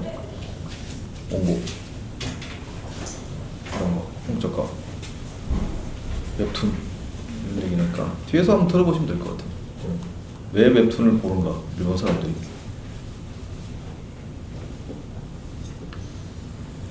나오셨어요. 네, 감사합니다. 네, 좀 시간이 그리고요 여기 나오는 일본의 만화 역사라든가 이런 정보들은 굉장히 압축되어 있는 거니까요. 네, 일종의 어떤 힌트로만 생각을 하시고 디테일 같은 것들은 좀 많이 찾아보실 필요는 있을 거예요. 원래 이거 대학교에서 한 1년 수업할 얘기를 갖다 그냥 압축시킨 거로 생각하셨거든요.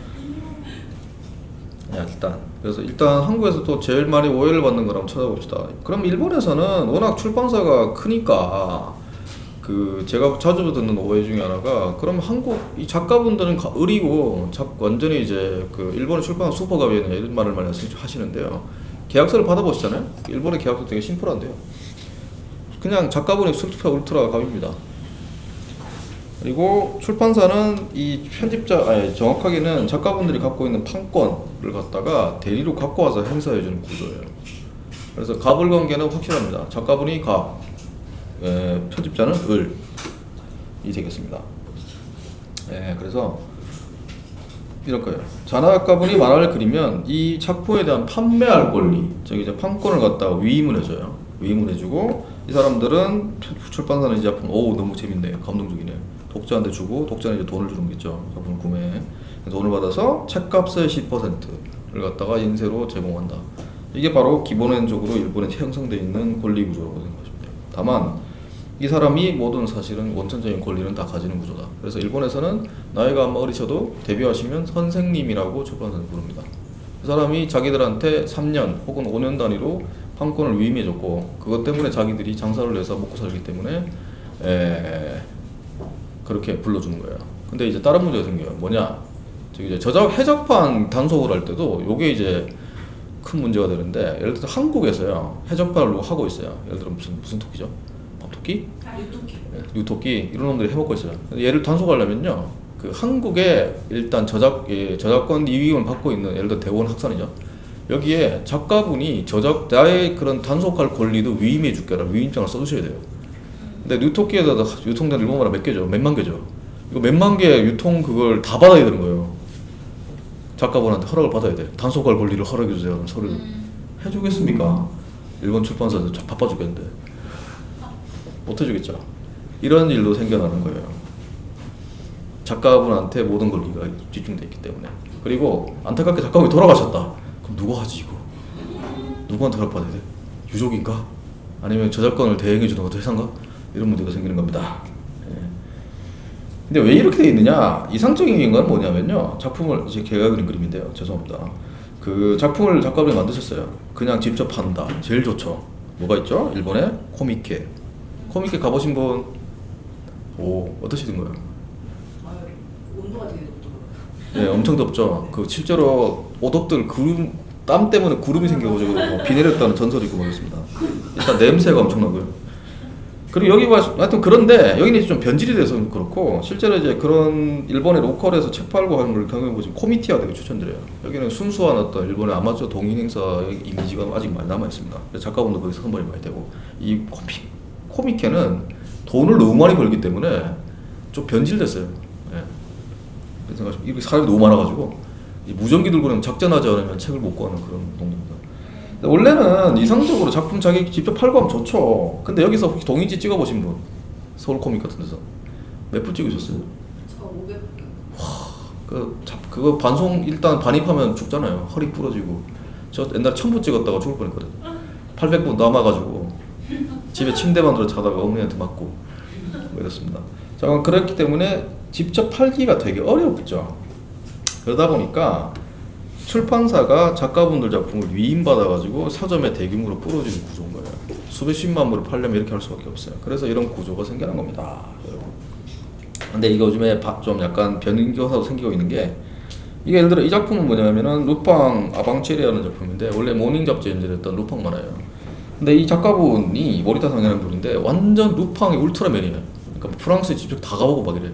그래서 진짜 관심 하나도 없을 것 같은 루팡의 소소한 그 뭐 에피소드가 다 하려고 그래. 그러니까 이 잡지사에서 작가님 암만 그러셔도요 이렇게 매니악한 얘기까지 안 하셔야죠. 짜증나서 판권을 회수. 그래서 본인이 ISBN을 획득해가지고 그냥 아마존이라고 하는 일본의 최대 편집 마이터가 자기가 직접 뿌리고 있습니다. 그래서 물론 잡지사에서 할 때보다는 잡지는 덜 팔려요. 그렇지만 중간에 떼가는 이제 마진이 적으니까 괜찮은 거죠. 그런 구조도 생겨나고 있어요. 이분은 이제 누구냐면 누쿠상이라고 이제 작가인데요. 물론 이렇게 안 생기셨습니다. 저기 이제 키 큰 남자분 아시죠? 근데 이제 X, 그러니까 트위터에다가 이제 한국으로 치면 인스타툰 같은 형식이죠. 그걸 연재를 많이 하셔가지고 되게 X 스타예요. 스타라 가지고 본인이 이제 거기 X에서 받는 돈이 한 1년에 한 3억, 4억 정도 받는답니다. 그리고 이제 광고, 이제 이분이 에커로웹 같은 프로그램 광고만 하나 만들어서 실어주고 자기 사이트에. 그래서 이제 돈 좀 꽤 많이 벌고 이런 식의 어떤 형식도 일본에서는 생겨나고 있어요. 변화의 조짐이 보이고 있죠. 그러니까 일본에서 신인 데뷔 방식은 3가지. 콘테스트에 투고하시느냐, 요즘 되게 잘 돼 있죠. 직접 원고를 들고 가. 이게 이제 거의 뭐 일본에서 미소, 그러니까 이제 파일라이트인데 이런 식으로. 이 사람은 성공한 거예요. 왜? 출판사의 편집방에 들어왔잖아. 보통 어떠냐? 출판사의 로비에 커피숍, 이렇게 커피숍은 아니고 커피 마실 수 있는 의자 있거든요. 거기 앉아서 이렇게 얘기하다 거기서 이제 튕기는 게 이제 일반적이고요. 이분은 이제 본인이 애들이 있는데 이제 원고 직접 하셔가지고 이렇게 로비에서 만나고 계신 거죠. 여기서 성공하면 이렇게 출판 파티에 참가하셔서 맛있는 스시와 요리를 드실 수 있다. 이제 이런 식으로 전자매체 요즘 신인상 많이 받아주니까요. 이런 거 적극 활용하시면 됩니다. 예. 그리고 이제 저희 같은 회사, 에이전트 이런 데 부탁하셔가지고 원고를 투고하는 경우도 있다. 이런 식으로 아직도 직접 우편으로 원고 투고하는 방식이 일본에서는 많이 쓰이고 있습니다. 읽기는 해요? 네? 읽기는 해요? 네. 근데 이제 스퀘어닉스에 제가 있을 때 그때는 이제 1년에 2번 하고 하는 스퀘어닉 만화 대상이라는 게 있었어요. 그거는 이제 1년에 보통 1000편 정도가 투고됩니다. 그럼 페이지도 치면 2만 페이지죠. 다 읽어요. 그러니까 일본 편집자가 실력이 좋아지는 거예요. 물론 이제 성실하게 달지 않고 이렇게 봉투에서 꺼내다가 놓고 이제 뭐 이런 경우 있어요. 그런 게 한 반 진짜. 근데 그 중에 진짜 중학생인데도 어마어마한 퀄리티의 원고가 오는 경우도 있고 그런 사람한테 편집자가 붙어가지고 3년 정도 훈련을 시켜서 데뷔하시는 거예요. 그러니까 퀄리티가 그렇게 높은 겁니다. 문제는 그렇게 데뷔를 해서 실려도 한 성공할 확률은 한 10% 미만? 그렇죠. 가혹한 시장이죠. 네, 편집자, 이게 진짜 일본과 한국어의 가장 큰 차이. 이거는 소년 점프 편집부예요. 책상 대빵 좁죠. 근데 이 사람은 왜 이러냐면요, 회사에 잘 없어요. 작가분들하고 미팅하러 밖에 나가기 때문에. 세상이 좁았대요. 이거는 고단자 편집자. 종이가 되게 많죠. 근데 편집자라는 존재가 거의 뭐 이제 대부분 출판 소속이거나 잡지 소속에 되시는 분들인데, 편집자는 어떤 역할을 하는 사람들이냐. 크게 휘두르메라는 이 만화 혹시 보신 적 있으신 분 아세요? 일본의 최근, 그러니까 이제 현대 만화 중에서 가장 중요한 야구 만화 중 하나입니다. 근데 이 작가분이 히구치 아사상이 원래 어떤 사람이냐, 그냥 비에로 다이, 비엘이 아니면 죽겠다, 나에게 비엘을 시켜라, 뭐 이런 분이시거든요. 데뷔 작품이 비엘이에요. 그런데 이 만화가 연재됐던 에프서논이라는 편집 잡지가 있는데, 그 저한테 편집을 가르쳐주신 굉장히 은인 같은 분 편집장이 계십니다. 근데 이 편집장이 유리 코이치상, 어떤 분이냐? 대학교 때 기독교 클럽 회장님, 독실한 신자. 그러니까 비엘? 내가 눈에 흙이 들어가기 전까지 용서할 수 없어요. 그러니까 이 작가가 어떻게 했어요? 절망, 어떡하지? 막 울고. 그래서 담당인 카와무라상하고 울면서 얘기를 하는데, 카와무라상이 대안을 제시했다. 당신이 근데 저 할아버지 편집장이 요즘에 스포츠만을 그렇게 찾으니까 당신이 이 고등학교 일본의 고시원 야구를 너무 좋아하잖아. 그러니까 그거를 일단 본인이 살고 있는 사이타마 지역의 고등학교 야구를 다 돌았다, 취재로. 그래서 만들어진 작품이 크게 들어오는데, 이 작품 특징이 뭐냐? 보통은 피처가 비엘에서 나오는 관계에서 공이잖아요, 공. 뭔가를 뿌리고 던지잖아요. 공이잖아요. 이거는 수 같은 공을 만든 거예요. 받아주는 포수, 수잖아. 수를 공 같은 수를 만든 거예요. 역전을 시켜가지고, 내가 이렇게 던져도 될까? 그러면 이제 나를 믿고 던져, 이렇게 받아주는 거죠. 그 비엘 관계를 역전을 시켜가지고 희한한 긴장감이 있는 야구가 등장한 거예요. 근데 이 비엘이 아니죠. 그러니까 편집장님도 BL인데 BL이 아니네. 싫어야지. 이게 바로 포인트다. 편집자가 이렇게 이득을 해야 된다. 대단하죠. 노다베 칸타벨레라는 작품 아시는 분? 드라마도 나왔죠. 이 작가분요 클래식 하나도 모릅니다. 무식하십니다. 무지. 누가 좋아했느냐? 담당 편집자 여자분. 클래식 매니아. 근데 이제 이 니노미야상이 하도 이제 이야기를 잘 만드니까 이 사람한테 오히려 클래식을 가르치면은 모르는 사람이 알아가는 재미를 그릴 수 있을 것 같은데 이 발상으로 시작된 많은 거죠. 그 일본의 공존조의 클래식 뭐 만화 중에 하나 이렇게 돼버렸죠. 이게 바로 편집자. 물어보시는 분에게 이게 편집자는 이제 업무형이 크게 두 가지다. 하나는 이제 인재 재능을 찾아낸다. 이게 뭐 지코미 같은데 다녀서 항상 작가분들 만나서 이제 린시에이라고 하는 아까 좀 이전에 말씀드린 유명한 편집자는 한 300명 관리를 하고 막 이래요. 신인들을 갖다가. 그래서 이제 항상 육성을 하고 이런 게 하는 게 의무다. 그리고 그 인재한테 돈을 벌게 해주는 게 편집자 역할이다. 그래서 일종의 소울메이트, 평생까지 가는 관계다. 진짜 이렇게 얘기해요. 네. 대충 만들어 네가 가까 인생이 걸려있는데 네가 그렇게 대충 만드냐? 이 말을 진짜 합니다. 편집부에서. 못하는 거 말하는 그 그리는 것밖에 없다. 이렇게 얘기를 하죠. 그래서 편집자를 이해해야지 일본말을 할 수 있어요. 그러니까 이분들은 제한된 예산 그리고 지면을 위해서 자기가 육성한 작가를 넣고 그 작가로 인생 자기도 승부를 거는 거예요. 일본은 성적이 KPI라고 그러는데 성적이 되게 확실해요. 너 편집자 예를 들어 점프 편집자다. 너 점프에서 했어? 그럼 너 몇만 부 팔았어 지금까지? 2천만 부. 그거밖에 못 팔았어? 딱 3억 부야. 이런 말 진짜 합니다. 편집장 이사급 되려면 한 8천만 부 팔아야지 이렇게 얘기를 해요. 그게 확실한 거예요. 그렇기 때문에 어떻게 써요? 필사적으로 좋은 작가분하고 좋은 작품 만들려고 그러겠죠. 각오가 다른 거예요. 한국의 웹툰의 제일 현장의 가장 큰 문제가 그거예요. KPI가 불확실해요. 누가 저 웹툰을 만들었다고 얘기할 수 있지? 대한민국에 딱 한 명 있습니다. 김준구 씨. 지금 근데 네이버 웹툰 사장님이잖아요. 하여튼 근데 이제 이런 말도 하세요. 그러면 이제 어떻게 하면 좋은 편집을 만나셨을까요? 복불복입니다. 정말 그건 우연히 자기가 투고한 그 투고 온 거를 보고 그 편집자에 걸렸다든가 복불복이에요. 자기 마음대로 결정되는 게 아닙니다. 어쨌든 한 명의 편집자가 한 개의 IP를 관리한다 이런 식으로. 그 상당 부분의 시간은 사식 지정하고 교정 이런 거 재판 작업을 하게 됩니다. 그래서 의외로 되게 빡세고 힘든 일이에요. 이거 지금 뭐 하는 거 있는 거 아시는 분 혹시? 글자. 이거 폰트 크기 지정하는 거예요. 이거 지정해가지고 사식집에 발주해서 사식 오면은 붙이고 인쇄소에 이거대로 지정한 거 맨날 보내줘야 돼요. 이거 요즘 거예요? 네, 요즘도 이렇게 합니다. 요즘도 이렇게 작업한다고요? 예. 다만 최종 파일은 PDF로 해요. 네. 그렇지만 합니다. 돌아버리시겠죠. 90년대부터 네. 그래서 이게 참 일본 이제 아날로그 어쩌고 말씀하시는데 이렇습니다. 네. 요즘 PDF로 많이 하긴 하죠. 옛날에 달라가지고. 그래도 편집 인원 구성에 이렇게 보여드렸는데 이게 뭐냐면요. 이 청색에 지정된 분들 있죠. 이분만 편집회에 참여할 수 있어요.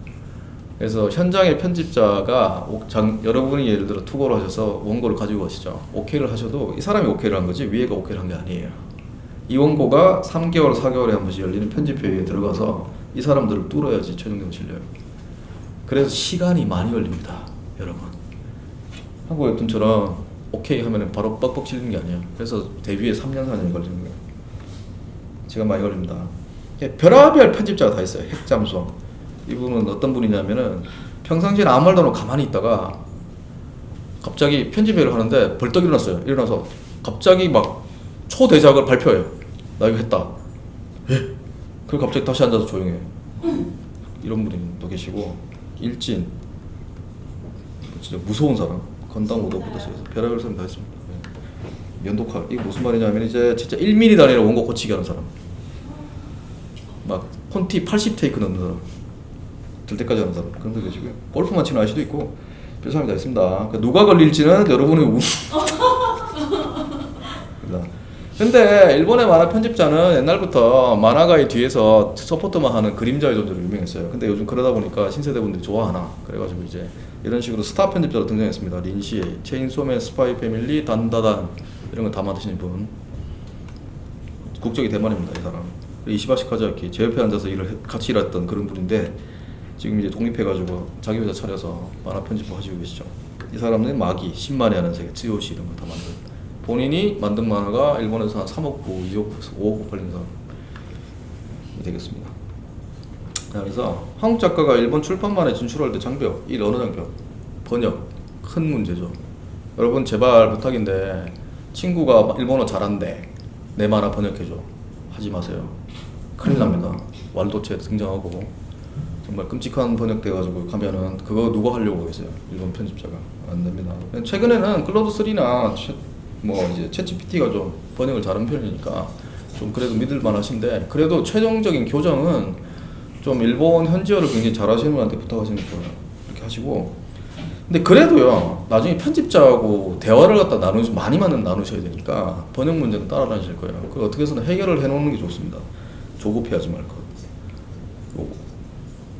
그래서 같은 이제 그 능력을 갖고 있으면 한국 작가보다 일본 작가를 씁니다.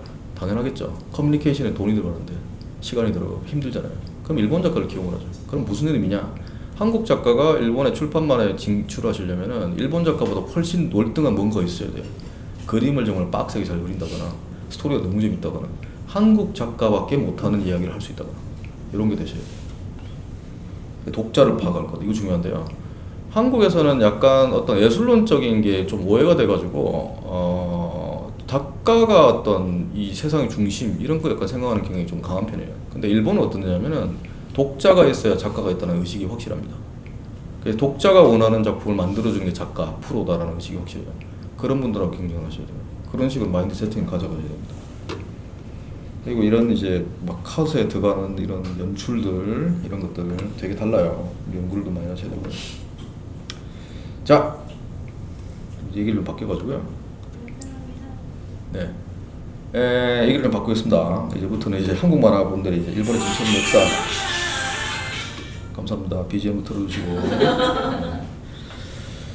자, 보시면은 일단 이때 아까 말씀드렸죠. 일본이 1996년에 어떤 정점을 찍었죠. 정점을 찍었는데 이때 정점을 찍은 게 만화 두 가지 뭘까요? 이 두 만화가 끝나고 난 다음부터 일본 만화 올라가기 시작했어요. 뭘까요? 두 개. 슬램덩크하고요. 드래곤볼이죠. SD와 DB 이게 끝나면서 쭉 떨어져가지고 이때 한때 반토막 나죠. 반토막. 이때 난리가 났어요. 근데 본인이 뭐냐 분석해보니까 휴대폰, 정보통신 요거다. 이때 일본의 잡지만 하나만 끝난 게 아니라 일본의 사진 주간지가 다 안 되고 다 폐간되고 난리가 났어요. 신문도 안 팔리고. 옛날에 일본에서는 전철 타면 다 이렇게 신문, 잡지 읽었는데 휴대폰이 뽀롱 등장하니까 이것도 아마 젊은 분들 모르실 거예요. 혹시 쓰신 적 있어요? 노란색으로 입으신 뭔지 아세요? 폴더폰. 네. 이것도 혁명적인 기계였어요. 옛날에는 휴대폰 처음 나왔을 때 이렇게 진짜 벽돌만한 3kg짜리였거든. 모토로라. 예. 그 지금 사람 때리면 죽일 수 있어. 그런 거. 게다가 배터리는 2시간이었습니다. 근데 이걸 나오니까 획기적인 발전이 돼가지고 일본의 이게 데이터 통신이 이걸로 가능해져 버리니까 사람들이 옛날에는 이런 스포츠 신문에 실리는 누가 이혼했대, 누가 뭐 잡혀갔대, 누가 또 홈런 몇 개 쳤다 이런 거 다 봤는데 이제 이걸로 다 보니까 안 사. 그래서 잡지가 안 된 거예요. 그래서 만화가 안 팔리니까 대안이 뭐였느냐? 잡지 체제를 당황해보자. 무슨 말이냐면 옛날에는 일단 일본에서 만화 잡지 창간하면 일단 100만 부가 목표였다. 이제 안 돼. 그러면 10만 부를 10개 만들면 어때? 이런 식으로 됐습니다.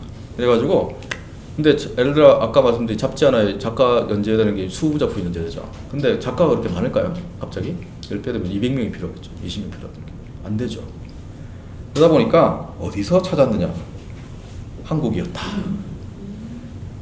이때 한국 작가분들이 많이 건너갔다. 1호가 누구냐면은 존 비어터 그리신 양경일 작가님. 이분이 건너갔고요. 이거 이제 이번 데려오신 히라이상이라고 하는 어떤 그런 분을 편집장분한테 얘기를 물어보니까 두 분한테 얘기를 했대요. 양경일 작가님하고 또 한 명이 양씨 누굴까요? 웹툰도 하신 유명한 분. 양영순 작가님이었어요. 근데 양영순 작가님 거절하셨어요. 거절하시고 양경일 작가님 하시겠다 그래서 좀비 헌터로 건너가서 상업적인 저기에서 최초의 대박을 칩니다. 그다음에 혁신 저거같이 하셨던 사실은 이제 박성호 작가님이 제 군대 동기입니다. 그래서 동기라서 그 인연으로 하셔가지고 대박치고 송지영 작가님 하시고 프리스트 형민우 작가님은 직수인 만화 그러니까 한국에서 나온 만화를 일본에 이제 그 당시에 엔터브레인이죠. 수입하셔가지고 대박 잘 팔렸어요. 성캔나 방국이 작가님 직접 일본에 건너가셔가지고 했다. 근데 이게 한국 작가밖에 못하는 만한 거야. 뭐냐면은 그림도 굉장히 정밀하지만 여기에 나오는 그 소위 말하는 조폭, 일본의 야쿠자하고 달라요 좀. 그 조폭 만화를 하셔가지고 성공을 하시게 되겠습니다. 이렇게 데뷔를 이렇게 해서 한국의 작품의 작가분들의 일파가 만들어졌는데, 자 근데 휴대폰에 근데 이 액정에 만화를 갖다가 봐도 되지 않을까라는 시도가 시작됐어요. 그래서 이런 식으로 원래 일본의 출판만을 한 컷씩 잘라가지고 한 커트씩 이렇게 보여주는 형식의 서비스가 시작됐어요. 자 근데 이때 이 형식으로 대박치는 장르가 나왔으니 TL과 BL입니다. TL 뭔지 아시는 분? 다 아시겠죠? 아시는 분 다 아시죠? 티네이지 러브라고 중고등학생을 대상으로 에로물이에요. 근데 이게 왜 휴대폰에서 잘 됐느냐? 그 한국은 결혼하시면 부인이 이제 내 휴대폰 맘대로 까보잖아요. 근데 일본은 절대 안 됩니다. 금기. 그러니까 여자분들도 사실은 에로한 작품 보고 싶은 욕망이 있으시잖아요, 여자분들도. 근데 이제 자기 완전 개인 공간 정보가 이제 딱 그 누출되지 않은 보장이 되니까 이때 이 시장 도기가 폭발해요. 그래서 일본 만화 전자 만화 유통의 기초가 만들어지게 됩니다. 근데 2010년 뭔가 하나 나왔어요. 이 빨간색 그래프 있죠. 쭉 올라가서 그냥 2016년에는 이게 71.8%, 일본 인구의 71.8%가 거기에 있는 물건 뭐였을까요?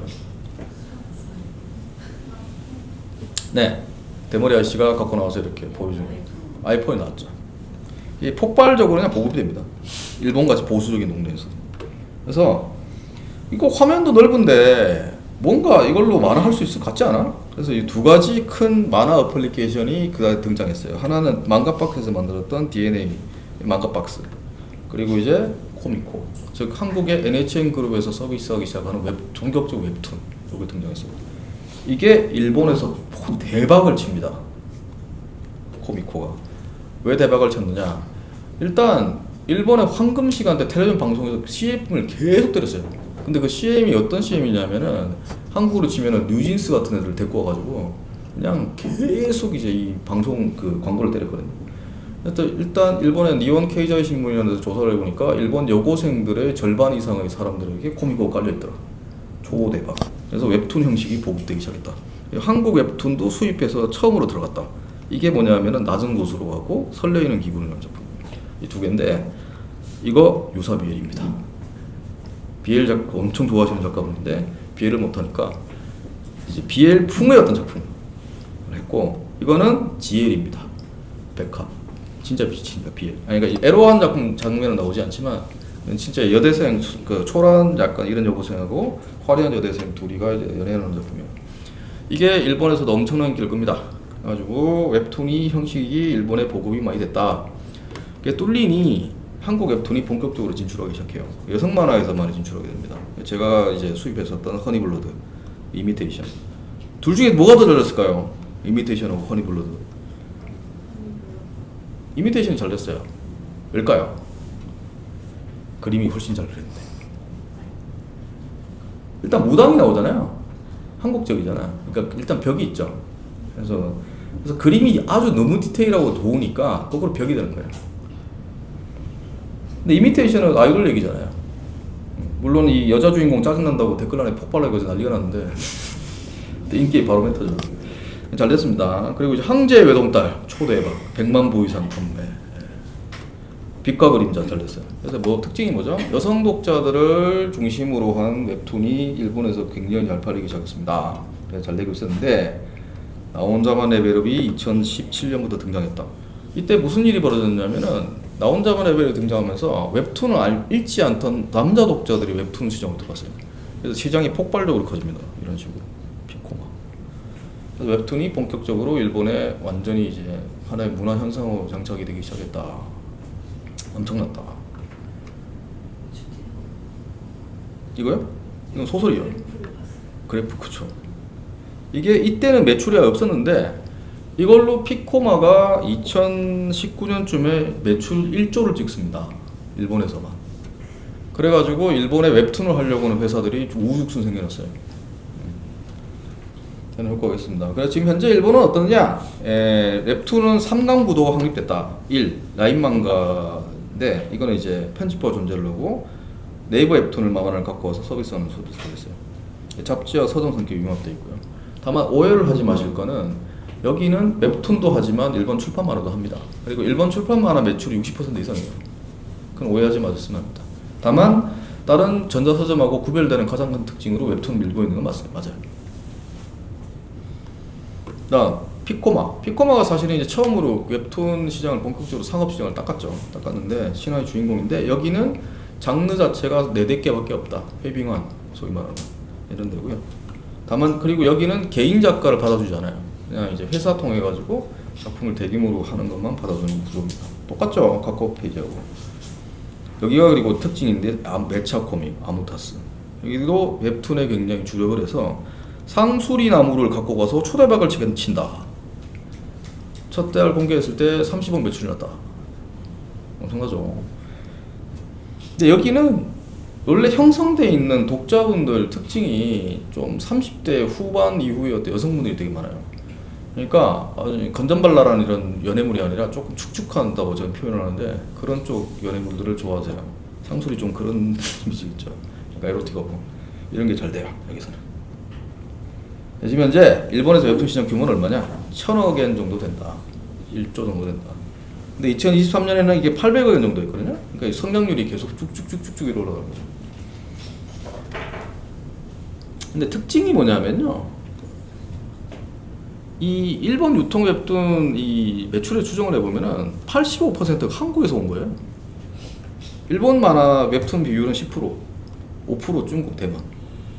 사실은 작품은 거의 숫자로 보시면은 중국 작품이 한국 작품은 거의 맞먹는 숫자인데 매출은 여기가 80% 가져가는 수장이에요. 이거를 뭐죠? 한국 웹에서 웹툰을 잘하시면 일본에 수출이 그냥 된다. 또 한 가지는 일본에서 보고 있는 웹툰은 뭐다? 한국 거다. 왜? 한국이 제일 잘하니까. 그렇게 되어 있는 시장이 되겠습니다. 그래서 일본에 만약에 웹툰으로 가신다면 여성 수요가 아주 극히 중요하다. 결혼, 장사, 이거 뭐 저희 회사에서 만들었던 오피스 그녀 얘기 다 대박이 났어요. 그래서 다 뭐죠? 여성 독자분들을 공략해야지만 잘 된다. 그리고 이제 이 아까 말씀드린 시든코츠의 눈물을 초대박 잘 됐고요. 상술이 잘 됐습니다. 근데 일본에서 어려운 장르 3가지가 있다. 뭐냐? 사극. 안 돼요. 이런 말을 드리면 아니 일본에서 다들 요즘 막 한국에 당금이 대장금 이런 거 잘 되고 이런 거 사극도 드라마 잘 되던데 안 할까요? 그런 분들은 연예인들 나오는 드라마를 보죠. 웹툰 안 봅니다. 겹치지가 않아요. 교집하고 무협 잘 안 돼요. 되게 어렵습니다. 일단 기술명이 어렵다. 일본에는 한자 문화권이잖아요. 그래서 한자를 그냥 써야 되기 때문에 일본에 쓰는 한자 체제하고 우리 쓰는 한자 체제가 달라요. 그래서 기술명이 멋이 없다. 발음하면 안 멋있다. 그리고 복잡하잖아요. 최근에 이제 웹툰 아니 사극 아까 뭐 여기 강의하시는 분들 얘기하셨지만 아니 사극이래. 무협만 보셔도 뭐 개방파부터 시작해서 엄청난 전문 용어들이 나열이잖아. 그 일본 그 사람들이 재미를 느끼려면 알아야 될 거 아니에요. 안 됩니다. 그 성격이 떨어져요. 그리고 SF. 이게 정보 휘발이 심한 게 웹툰이니까 SF 장르는 설정이나 어떤 정보가 되게 많지 않습니까? 어렵습니다. 자, 근데 예외가 있다. 우리 회사 나노마신 대박 잘 돼. 이건 뭐죠? 이 작품 아시는 분? 그녀의 심청전 얘기. 일본에서 초대박까지는 아닌데 대박 났습니다. 왜 잘했을까요? 일단 그녀의 심청. 이거 GL물입니다. 심청전을 GL로 풀었어요. 그게 잘 됐어요. 뭐 그렇다고 해서 BL이나 GL만 해야 되나요? 그건 아니고요. 나노마신은 왜 잘 됐느냐? 나노마신은 일단 첫 화분 시작하는 걸 보시면 찌질한 주인공 지금의 어떤 그런 쫓기는 뭐 얘가 킬러한테 죽일 일을 당할 위기인데 갑자기 미래에서 온 후손이 레이저광선으로 킬러를 다 터뜨려 죽여버리고 도와주죠. 이거 일본에서 고양이 로봇 나오는 유명한 애니메이션 있죠. 뭐죠? 도라에몽. 똑같잖아요. 그래서 사실은 이제 그 후손 복장을 보시면 도라에몽 컬러예요. 일부러. 그러니까 일단 1. 설정에서 일본인들이 익숙한 설정이다. 2. 그 나노마신이라는 이제 그 SF 머신이 주입돼 가지고 무협에서 등장하는 기술명 같은 것 갖다가 현대어로 다 풀어줘요. 그러니까 일본 사람도 이해하기가 쉽다. 세 번째, 나노마신에 처음에 시작될 때 아카데미물입니다. 아카데미 학원 폭력물이에요. 그러니까 쉽게 된 거예요. 퓨전을 하셔야 됩니다. 그러니까 정통파로 그냥 웹툰 그러니까 이제 뭐 예를 들어서 무협하면 되지 않을까요? 들이미시는데 당연히 안 되죠. 독자를 생각하라고 그랬죠. 독자 훈련이 안 되죠. 잘 안 됩니다. 그래서 화산기왕 같은 작품도 굉장히 많이 밀고 있지만 생각보다 그렇게 잘 되지 않아요. 그리고 저희 회사에서 만든 괴력난신 같은 경우도 나노마신 그런 후속이면 잘 되지 않을까? 잘 안 돼요. 정통파 무협이니까. 근데 생각을 하시면은 이런 걸로 퓨전을 하시면 됩니다. 아까 크게 휘두르면 얘기 드렸죠. BL 안 돼? 그럼 스포츠물로 하지 뭐. 이런 식으로. 그리고 일본에서 크게 오해를 받는 게 하나 있는데 일본 사람들은 한국 웹툰 그러면 다 스튜디오에서 만든 공장식 만화로 만든 거 아니야? 이런 얘기를 해요. 택도 없는 소리죠. 일본은 한국 웹툰의 70%는 개인 작품 만화죠. 근데 일본에서도 이런 식으로 이거 진짜 초대박 만화 지금 돼가지고 일본에서 애니메이션 나오고 있습니다. 얼음의 성벽이라고. 근데 보시면 어떻죠? 레벨? 그냥 혼자서 일주일에 슥슥 그릴 수 있는 만화 아니겠습니까? 이것도 일본에서 굉장히 잘 되고 있다. 그리고 이거 선배는 남자, 이것도 일본에서 이 정도 어떤 퀄리티거든요. 한국의 이제 극초기 웹툰이랑 비슷하죠. 이런 만화도 일본에 잘 되고 있습니다. 자, 근데 이 두 개 만화의 특징이 뭐죠? 장르 뭡니까? 교보입고 나오죠. 학원 연애물이잖아요. 일본에서 학원 연애물은 코미코 시절부터 굉장히 잘 되는 장르예요. 웹툰으로서 잘 됐습니다. 그런데 한국 작가분들이 만들 수가 없어요. 그래서 경쟁력이 있는 거예요. 왜만 만들죠? 왜 한국 작가분들은 일본식 그 학원 연애를 못 만들까요? 입시가 없잖아요. 한국은 입시 때문에 부활동도 안 한다면서요. 근데 일본은 입시를 물론 하는 애들도 있지만 그런 애들은 소수고 그렇게 한국처럼 안 하거든요. 그러니까 부활동도 많이 하고 그러니까 이제 시간이 많으니까 연애를 할 수 있는 거예요. 이렇게 발전되는데 어렵다. 재밌죠. 그리고 이제 나 혼자만 제가 이제 일본에서 웹툰이 계속 잘 될까요? 혹시 물어보면은 항상 제가 대답해주는 말이 있어요. 애니메이션이 아직 본격적으로 나오지 않았으니까 애니메이션 나오면 더 잘 될 거야. 우기고 당겼는데 나 혼자만 레벨업 애니메이션이 일본에서도 굉장히 잘 됐습니다. 한국에서 생각하신 이상으로. 실제로 지금 나 혼자만 레벨업 같은 경우에는 그 작년 3월 기점으로 이미 부가가치가 1조를 넘었어요. 작품 하나가 가진 부가가치가. 지금 있어요. 네? 애니메이션 지금 두 쿨 했죠. 했잖아요. 예. 다음 쿨은 2년쯤 뒤에 나올까 말까. 왜냐면 요즘에 일본에 워낙 아까 말씀드렸듯이 애니메이션이 붐이다 보니까 좋은 애니메이터들이 다 이미 일을 하고 있어요. 그래서 자리가 안 나요. 그래서 좀 시간이 많이 걸립니다. 근데 해보니 약점이 웹툰의 약점이 뭐냐? 이게 일본 만화는 웹툰을 그러니까 이제 일본 만화를 애니메이션 만들면 장점이 뭐냐면 컬러가 들어가니까 때깔이 좋잖아요. 근데 웹툰은 이미 컬러잖아요. 게다가 이 그림 보십시오. 장성락 씨가 그린 만화가 애니메이션 디테일보다 더 좋아요. 컬러가 더 잘 들어있고. 그러니 때깔이 안 나. 그래서 일본 애니메이션에서 가지는 일본의 그냥 만화를 애니메이션을 만들었을 때 가지는 두 가지 힘 중에 하나가 뺏기는 겁니다. 색깔, 이미. 이게 힘들더라고요. 그리고 이게 한국에 어쨌든 가장 큰 시장을 가진 장르는 뭡니까? 로판 아닙니까? 로판은 애니메이션 만들기가 너무 어려워요. 첫째로 드라마 트루기가 오래 안 가요. 둘이 결혼하거나 애 낳으면 끝이잖아요. 근데 나온 내부 어떻습니까? 요번에 오크로 쓰러뜨려서 그럼 다시 뭐 용신들 나오시면 되지 뭐. 이런 식으로 이야기 트루기 드라마를 갖다 무한 확장이 가능하잖아요. 히트를 치면. 근데 그게 안 되더라가 있고 작화할 때도 진짜 힘든데 예를 들어 아까 말씀드렸잖아요. 지금 한국의 로판 같은 경우에는 소재 그냥 초대량으로 동원해가지고 그냥 드레스 이렇게 그려야 되잖아요. 근데 이거 애니메이션 재현할 수 없습니다. 애니메이터 분들 다 돌아가시겠죠. 그 실제로 화면에서도 너무 정보량이 많아가지고 피곤해요. 그래서 안 돼요. 잘. 그래서 외과의 엘리자 같은 것도 애니메이션이 나왔지만 그렇게 잘 안 됐습니다. 이런 약점들이 있더라. 그럼 답이 좀 보이시겠죠? 뭘 해야 되는지. 근데 제가 보기에는 웹툰 체제에 대한 가장 일본의 강력한 라이벌 애들은 누구냐면 점프 플러스입니다. 그러니까 얘네들은 한국 웹툰이 가진 가장 큰 장점은 뭐냐면 스마트폰에서 최적화된 독서를 갖다 제시했다는 거예요. 근데 얘네들이 일본 만화풍으로 스마트폰에서 가장 정확한 정보량을 계산해냈어요. 그래서 읽기가 편해요.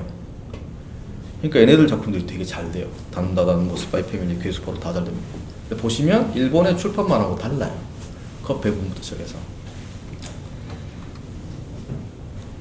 이거 이제 또 마지막으로 제가 강의에서 말씀드리니까 인공지능 일본 만화 어떻게 생각하느냐. 일본 만화 현장 분들은요 의외로 인공지능 들어와서 빨리 작업량이 줄었으면 좋겠다고 생각하시는 분도 많아요.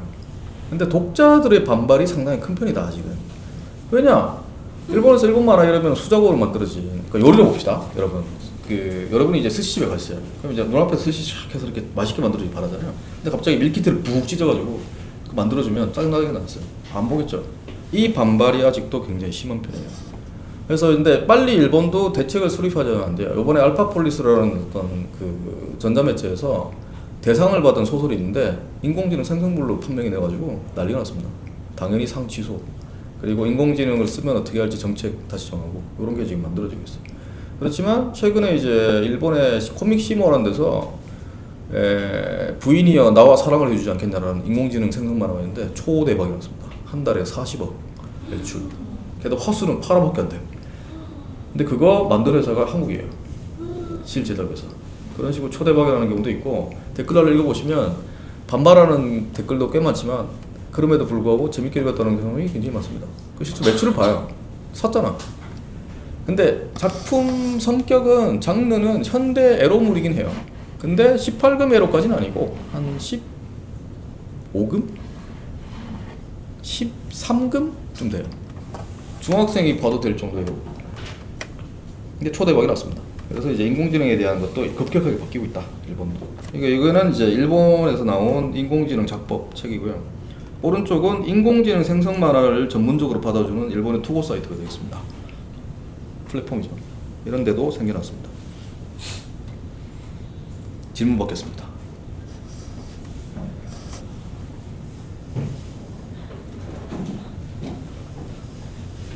그쪽에서 네.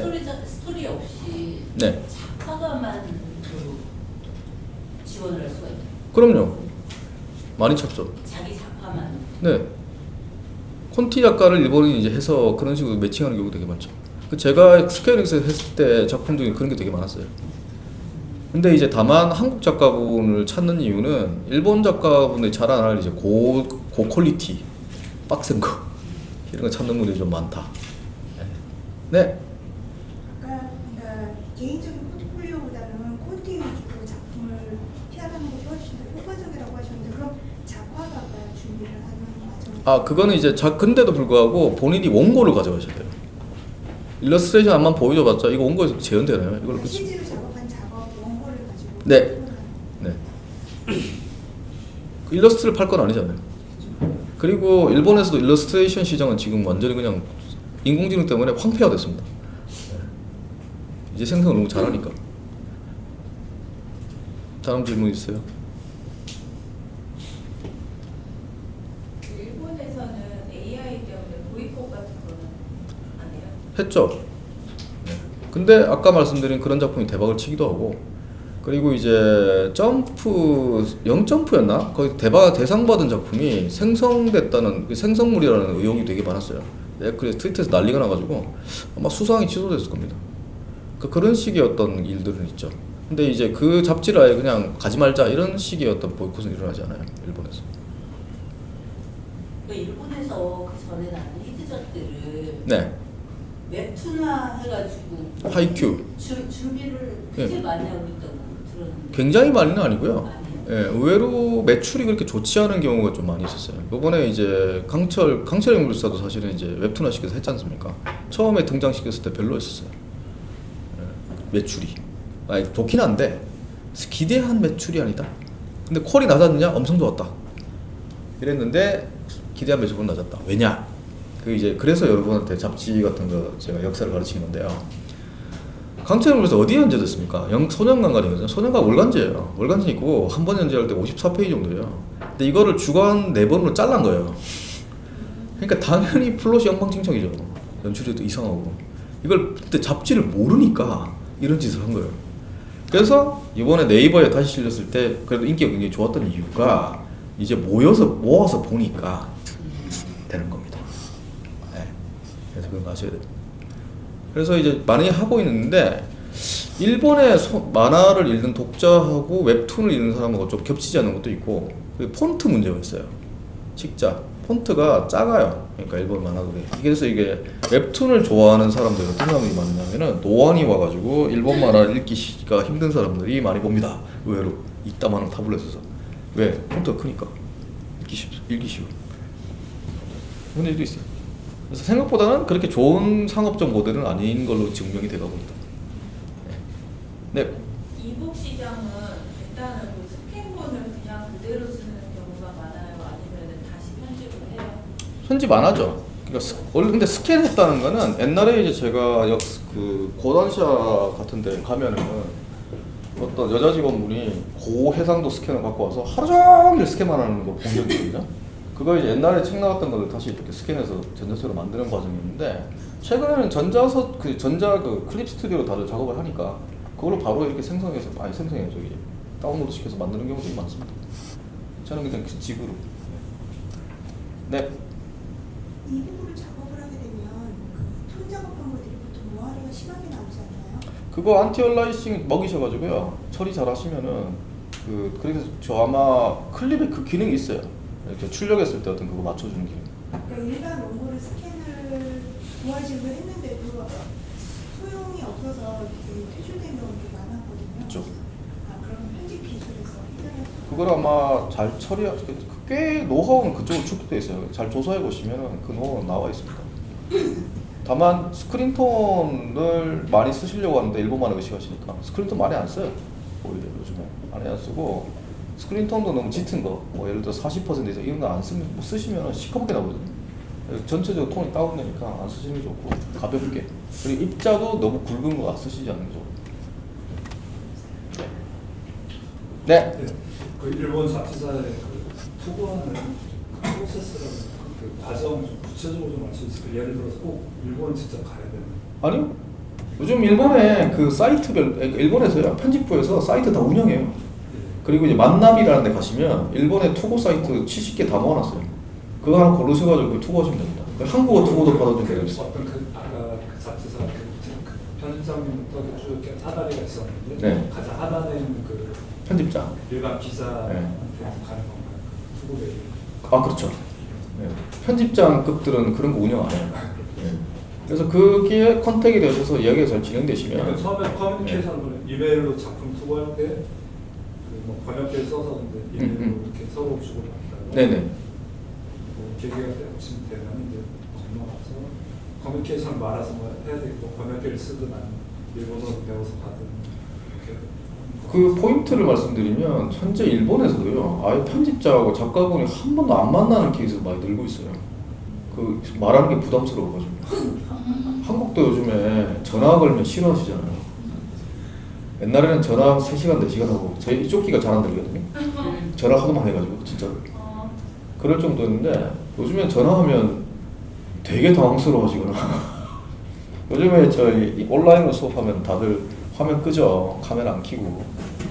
제가 그거 되게 싫어하는데 그런 시대이기 때문에 디스코드도 많이 쓰시고요. 요즘에 일본 분들도.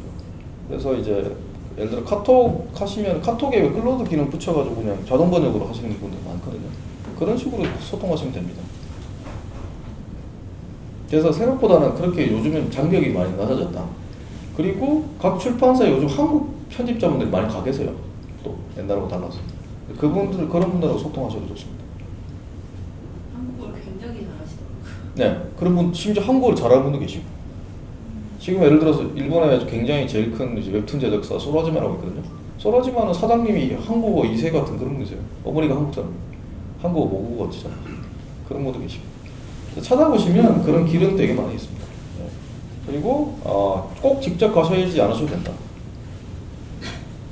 근데 요새 한국 같은 경우 웹툰 시장이 너무 위축이 되고 있잖아요. 일본은 어떤가요? 일본은 시장이 유지가 되고 있죠. 아까 말씀드린 대로 미미하지만 성장이 계속되고 있다.